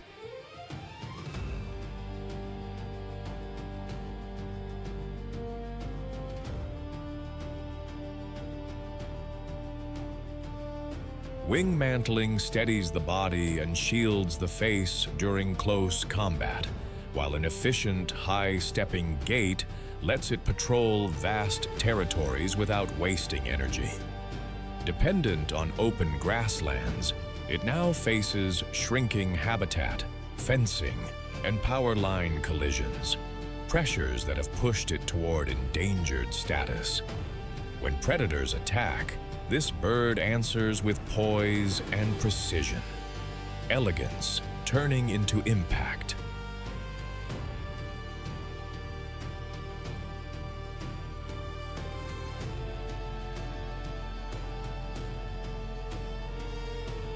The secretary bird embodies guardianship on long legs, a living reminder that courage can be calm and decisive.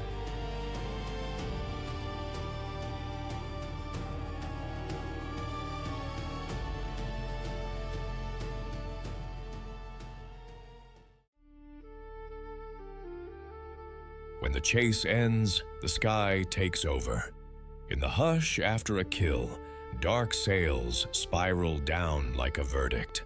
Meet the African vultures of the Serengeti Mara, white-backed ripples, and the imposing lappet-faced. They do not start the hunt, they finish the aftermath, arriving with perfect timing to turn danger into cleanliness.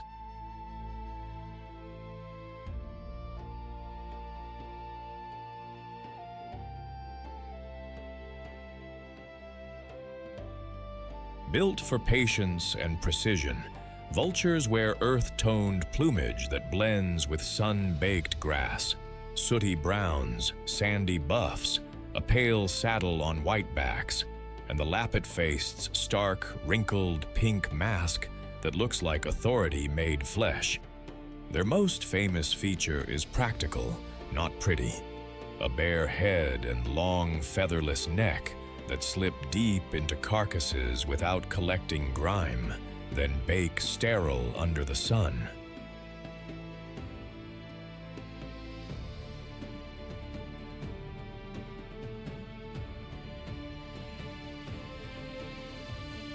Eyes are high-definition sensors.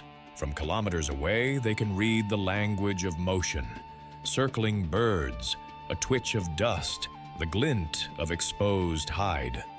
Long, fingered wings, spans pushing 2.3 to nearly 3 meters, lock on rising thermals, letting them cruise vast territories with barely a wing beat. At the business end, hooked beaks act like can openers for Africa's toughest packaging. The lappet-faced in particular can punch through hide that even lions hesitate to start.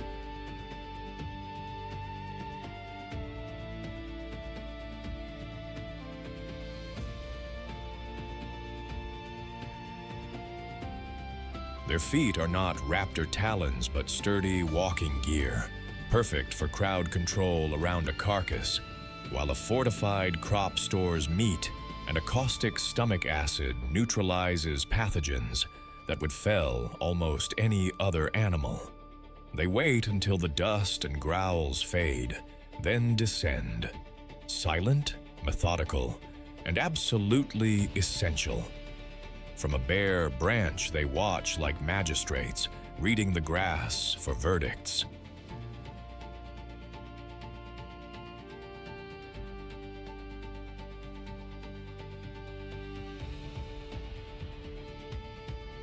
African vultures spend their mornings riding thermals, spiraling into kettles that scan miles of savanna with almost no effort. They key off signals others miss, a dust plume, a sudden stillness in a herd, the way hyenas start to loiter. After a lion's rush and the growls fade, they do not dive straight in. Caution is policy. They circle, wait for the big jaws to step back, then glide down, wings wide, intent, quiet.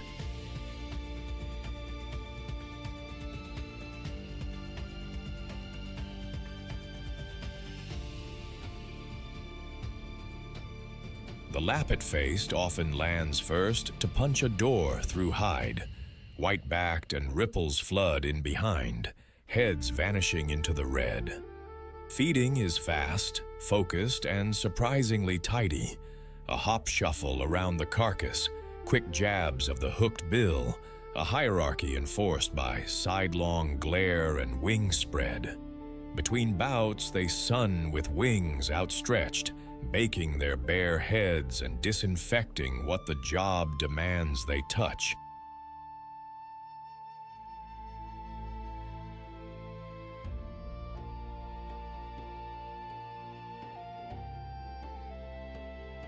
If danger flares, they lighten the load with a defensive vomit, lift off, and return when it is safe. By afternoon, they are clean-up crews turned silhouettes again, riding warm air back to roosts before the night closes. They do not live as prides or packs, but their society is a loose web stitched by sightlines and timing.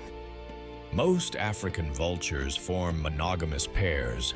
nesting in colonies, whitebacks in tall trees, rupals on cliff ledges, lappet-faced more solitary in scattered treetops.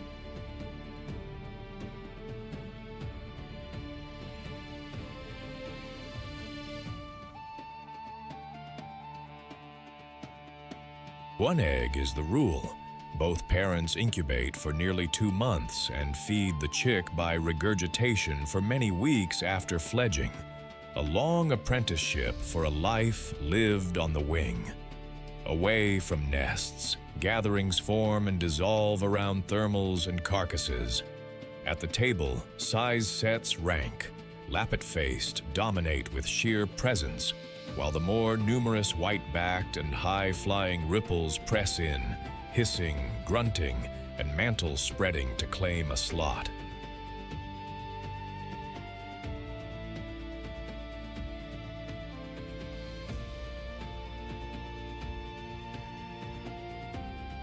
Cooperation is subtle but real.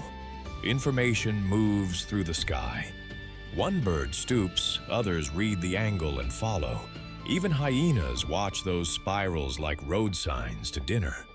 It is not affection that binds them so much as a shared profession, finishing what predators start, quickly, cleanly, and together enough to keep the plains from becoming a graveyard.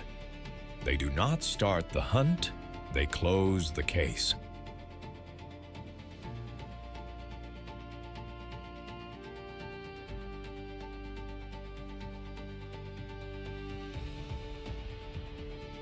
Vultures arrive after predators attack and turn chaos into hygiene, stripping carcasses in hours and preventing the plains from becoming a disease factory.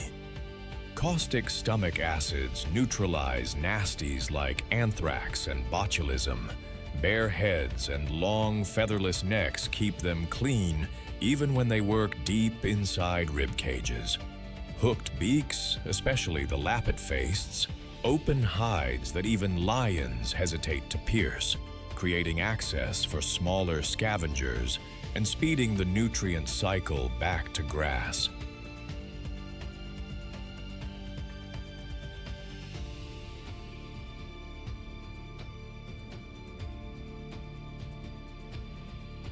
With eyes tuned to spot trouble from kilometers away and vast fingered wings that surf thermals, they patrol immense ranges with almost no energy cost. Their sky-borne information network even guides other scavengers to the scene. Yet guardians can fall. Poisoning, power lines, and illegal trade have pushed many African vultures to endangered or critically endangered. In the stillness after the strike, those dark wings do not herald doom. They deliver a necessary mercy.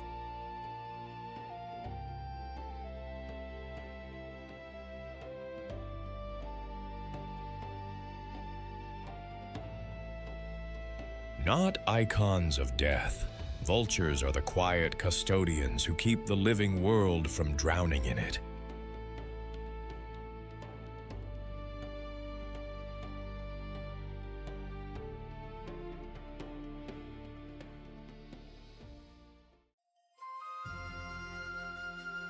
When the wind tells no tales, hunters become the story. At dawn on the Ndutu Plains, one wrong step turns a thunder of hooves into sudden silence. Meet the African lion of the Ngorongoro crater and the surrounding Ndutu Plains, apex predators operating in the world's largest intact caldera. Here, about 65 to 75 lions in roughly 8 prides share just 260 square kilometers, creating one of the highest lion densities ever recorded.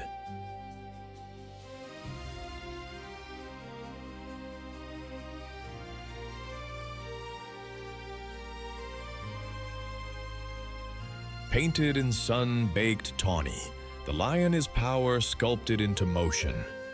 Females are sleek and low-slung, athletes built for acceleration, while males wear shadowed crowns, manes that thicken with age and status, acting as both intimidation banner and a kind of built-in crash helmet during fights. Broad shoulders, a barreled chest, and a thick neck drive the final pounce. Paws padded like velvet let them ghost through grass until it is too late to run.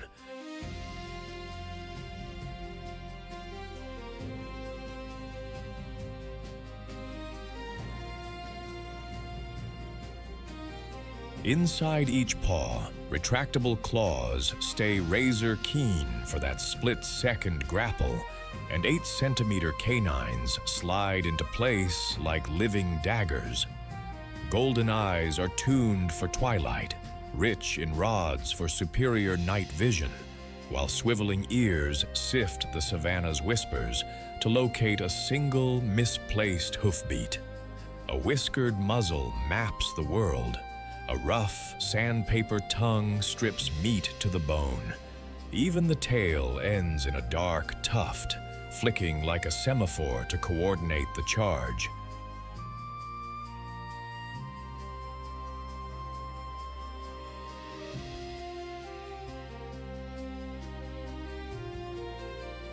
In a landscape where the wind can carry away a mistake, the lion is built to make sure mistakes happen only once.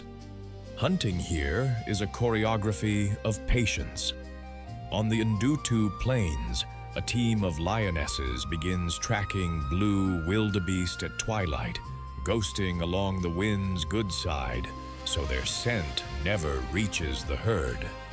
The cool, pre-dawn air keeps muscles fresh. The grass muffles each placed paw.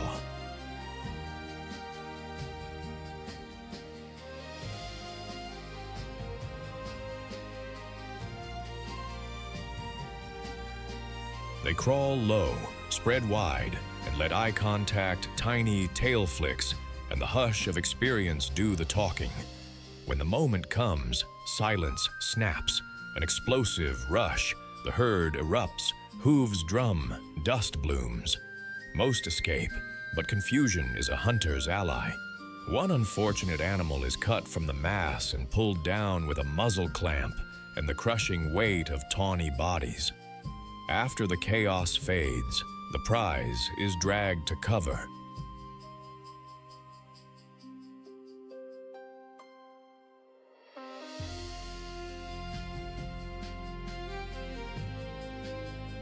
Cubs are summoned, order is negotiated, and a hard-won meal disappears rib by rib. Daylight brings the lion's other specialty, doing very little.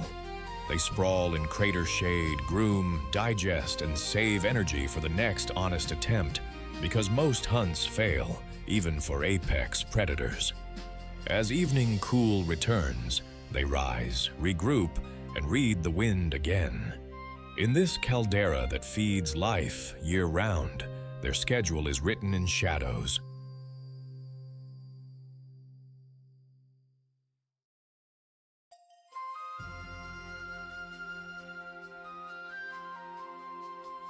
In the Ngorongoro crater, density turns pride life into tight-knit politics.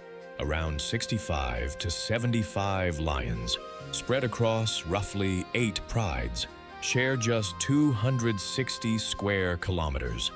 Each pride is a matriline, related females who raise cubs communally, synchronize births, and share milk, so that hungry mouths do not have to match the exact mother every minute.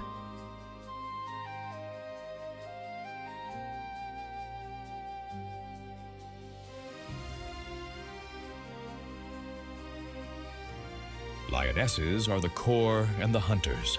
Coalitions of adult males, often brothers, hold tenure over the pride, defending cubs and territory, with roars that roll for kilometers, and with lives spent on the front line. Greetings are tender. Head rubs, chin wipes, a chorus of purr-like grunts that renew bonds before tough choices. At a kill, hierarchy shows. Dominant females feed first unless the resident males arrive. Then courtesy becomes caution.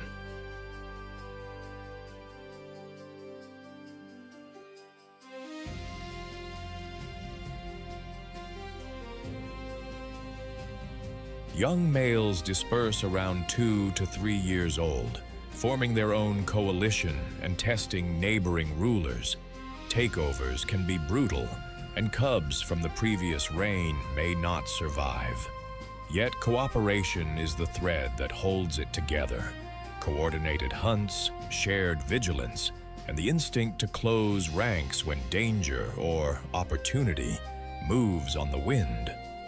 In the Ngorongoro crater, 260 square kilometers of year-round grazing, lions sit at the system's control panel.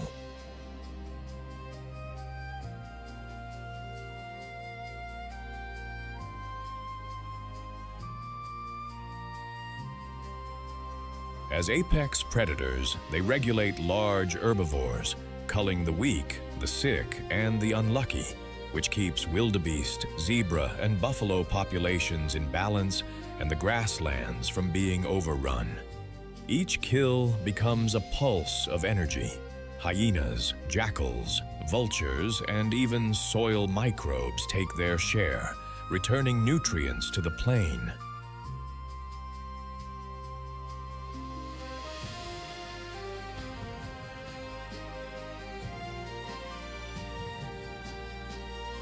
High lion density here, around 65 to 75 individuals in roughly 8 prides, sharpens the entire community. Prey herds form living walls around calves and learn warning signals faster because the stakes are constant.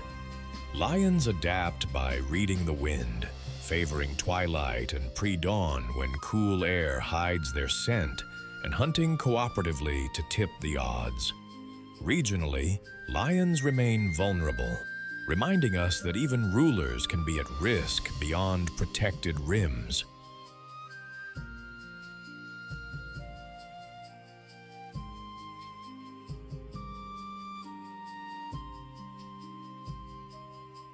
When predators attack here, it is not cruelty, it is calibration.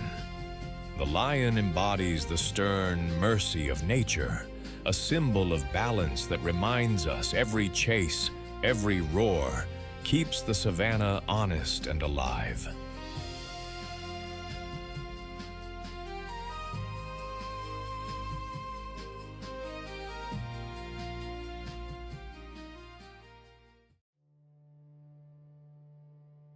When speed is the assassin, survival becomes choreography. When predators attack, this little antelope turns the savanna into a dance floor. Meet the Thompson's gazelle. Tommy, moving with the migration across the northern Serengeti into Kenya's Masai Mara as June's air grows clear and dry. Small but electric, it is the plains' nimblest dancer, the one that makes even cheetahs think twice.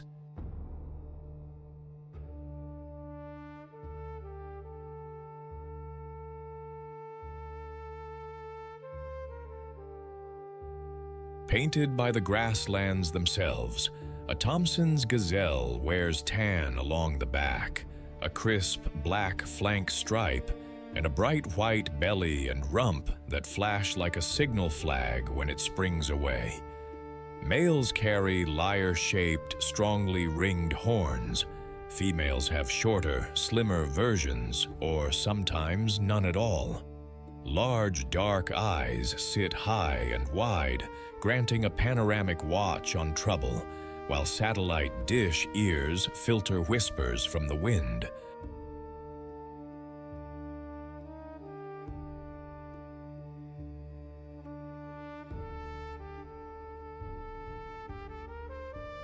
The frame is all economy, light, springy, and tendon-powered, built for sudden acceleration and tight, jaw-dropping pivots. Those small, sharp hooves bite into hardpan like track spikes, letting a Tommy snap 90-degree turns at full tilt and hit bursts approaching 90 kilometers per hour. Long, elastic tendons store and release energy like coiled springs. Deep chest and efficient lungs keep the engine cool in dry heat.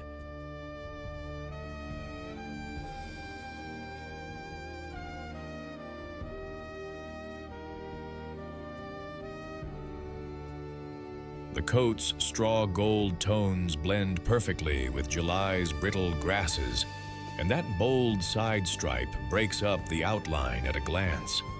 Even the white rump patch has purpose, flashing to warn herd mates and, in a pinch, to bluff confidence at a sprinting cat. By late June, when the air turns clear and dry and the herds push north, Thompsons work the edges, the fringes and rear of the migration where visibility is better and bolt lanes stay open.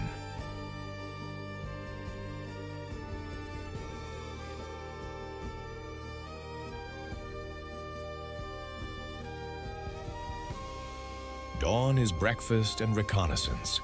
Heads down for the shortest, freshest grass, nipped close after zebras and wildebeest have mowed the sward. Heads up every few bites to scan for that low, amber silhouette of a cheetah. Midday is shade and rumination, knees folded under, ears flicking at flies, always upwind if they can manage it. As temperatures soften, they feed again, tracking the greenest bites revealed by the big grazers. Predator drills are built into the routine.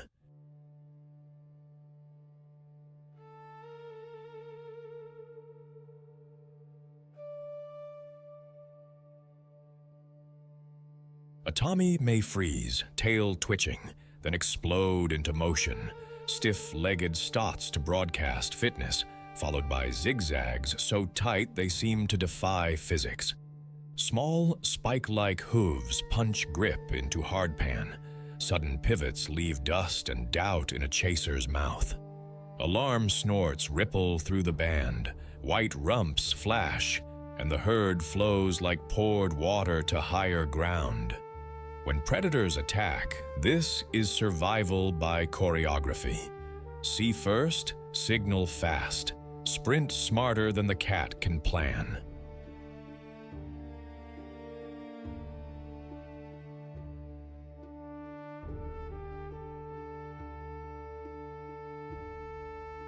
Tommy society is flexible by design. Females and young form loose, mobile bands that slip along the migration's margins, trading safety in numbers for room to sprint. Males sort themselves into two camps, bachelors roaming in amiable groups, and territorial rams that, in seasons of plenty, claim postage stamp patches of prime grass. Territory is advertised with scent, preorbital glands swiped on stems, dung middens kept neat, and defended with ritual more than blood.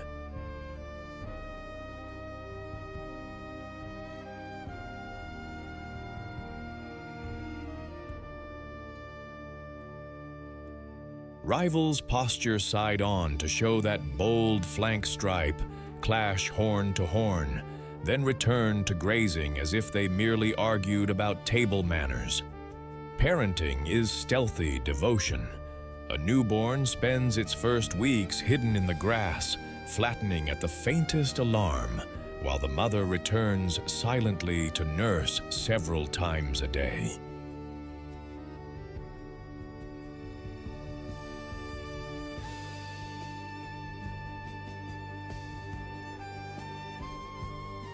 Once strong, fawns join small nurseries within the female band, gaining the many eyes advantage and learning the code of snorts, tail flicks, and stots that keep everyone alive. In a landscape where cheetahs, leopards, hyenas, and lions thrive, their relationships are simple and strategic, loyalty to visibility, space, and the quick decision shared. By late June, as the herds push into open, gently undulating country, Thompsons take their place as the savannah's finishers.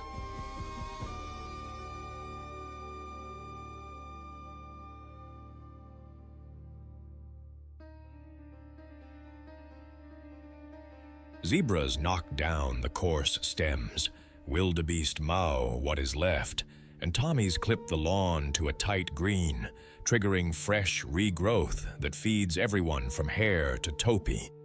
Their neat pellets return nutrients quickly, and thousands of tiny, spike-like hooves lightly aerate the soil as they dodge and pivot.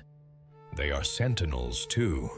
Sharp snorts, flashing white rumps, and stiff-legged stots ripple warnings through mixed herds, often foiling an ambush before it starts.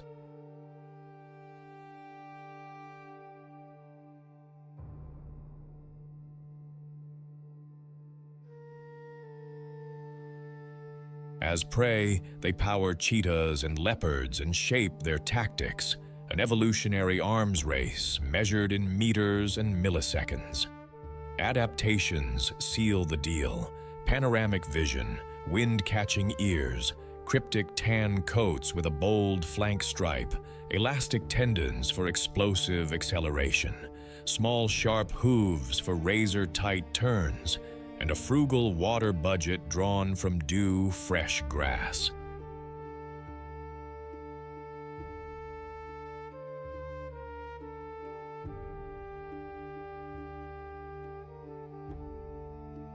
Even their choice to travel on the fringes and rear of the migration is strategy. Maximum sight lines, maximum escape routes. When predators attack, the Thompson's gazelle answers with geometry, angles, feints, and a flash of white that turns death into distance. The dancer of the plains is a symbol of grace under pressure, a reminder that in the harshest arenas, elegance is a survival skill.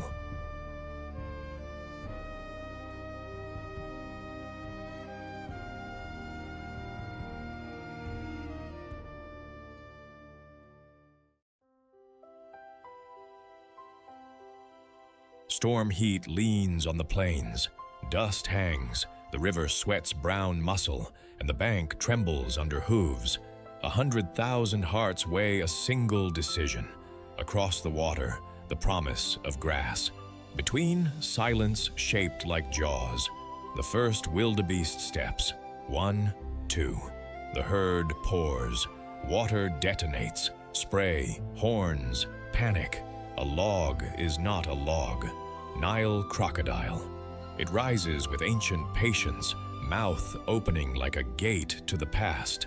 Bite, roll.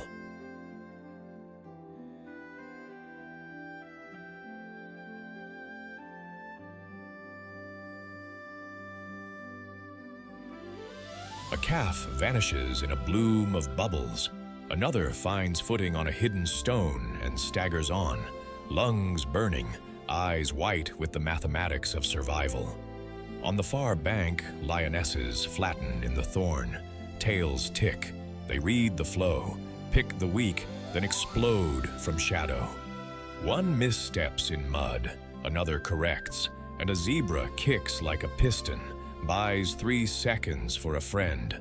Hyenas ride the margins, ears up, futures already counted in their heads.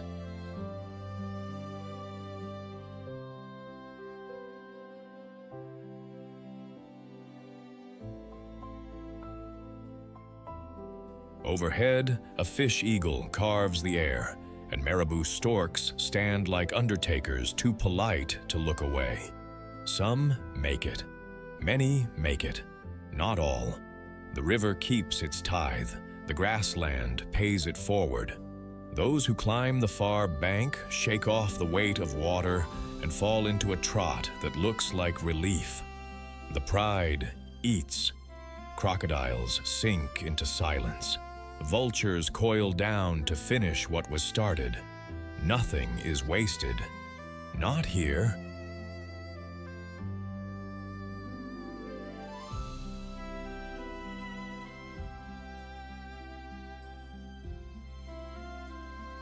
And this is the true face of when predators attack, not villainy, equations. Heat against muscle, hunger against distance, timing against terror. In other corners of the world, the The same laws whisper through different bodies. Orcas corralling a seal off a berg.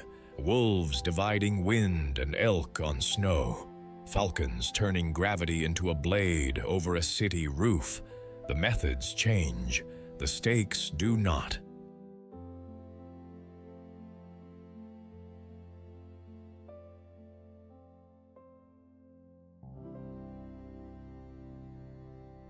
We have traveled with ambushers and sprinters, color speakers and night listeners, bone and feather and fin. What they share is discipline, waiting, reading, choosing the one moment that matters. Our part is to keep the stage intact, rivers connected, wetlands breathing, forests layered, seas unbroken. Back the rangers, respect the corridors, vote for clean water, and leave fewer hooks, nets, and snares in the world.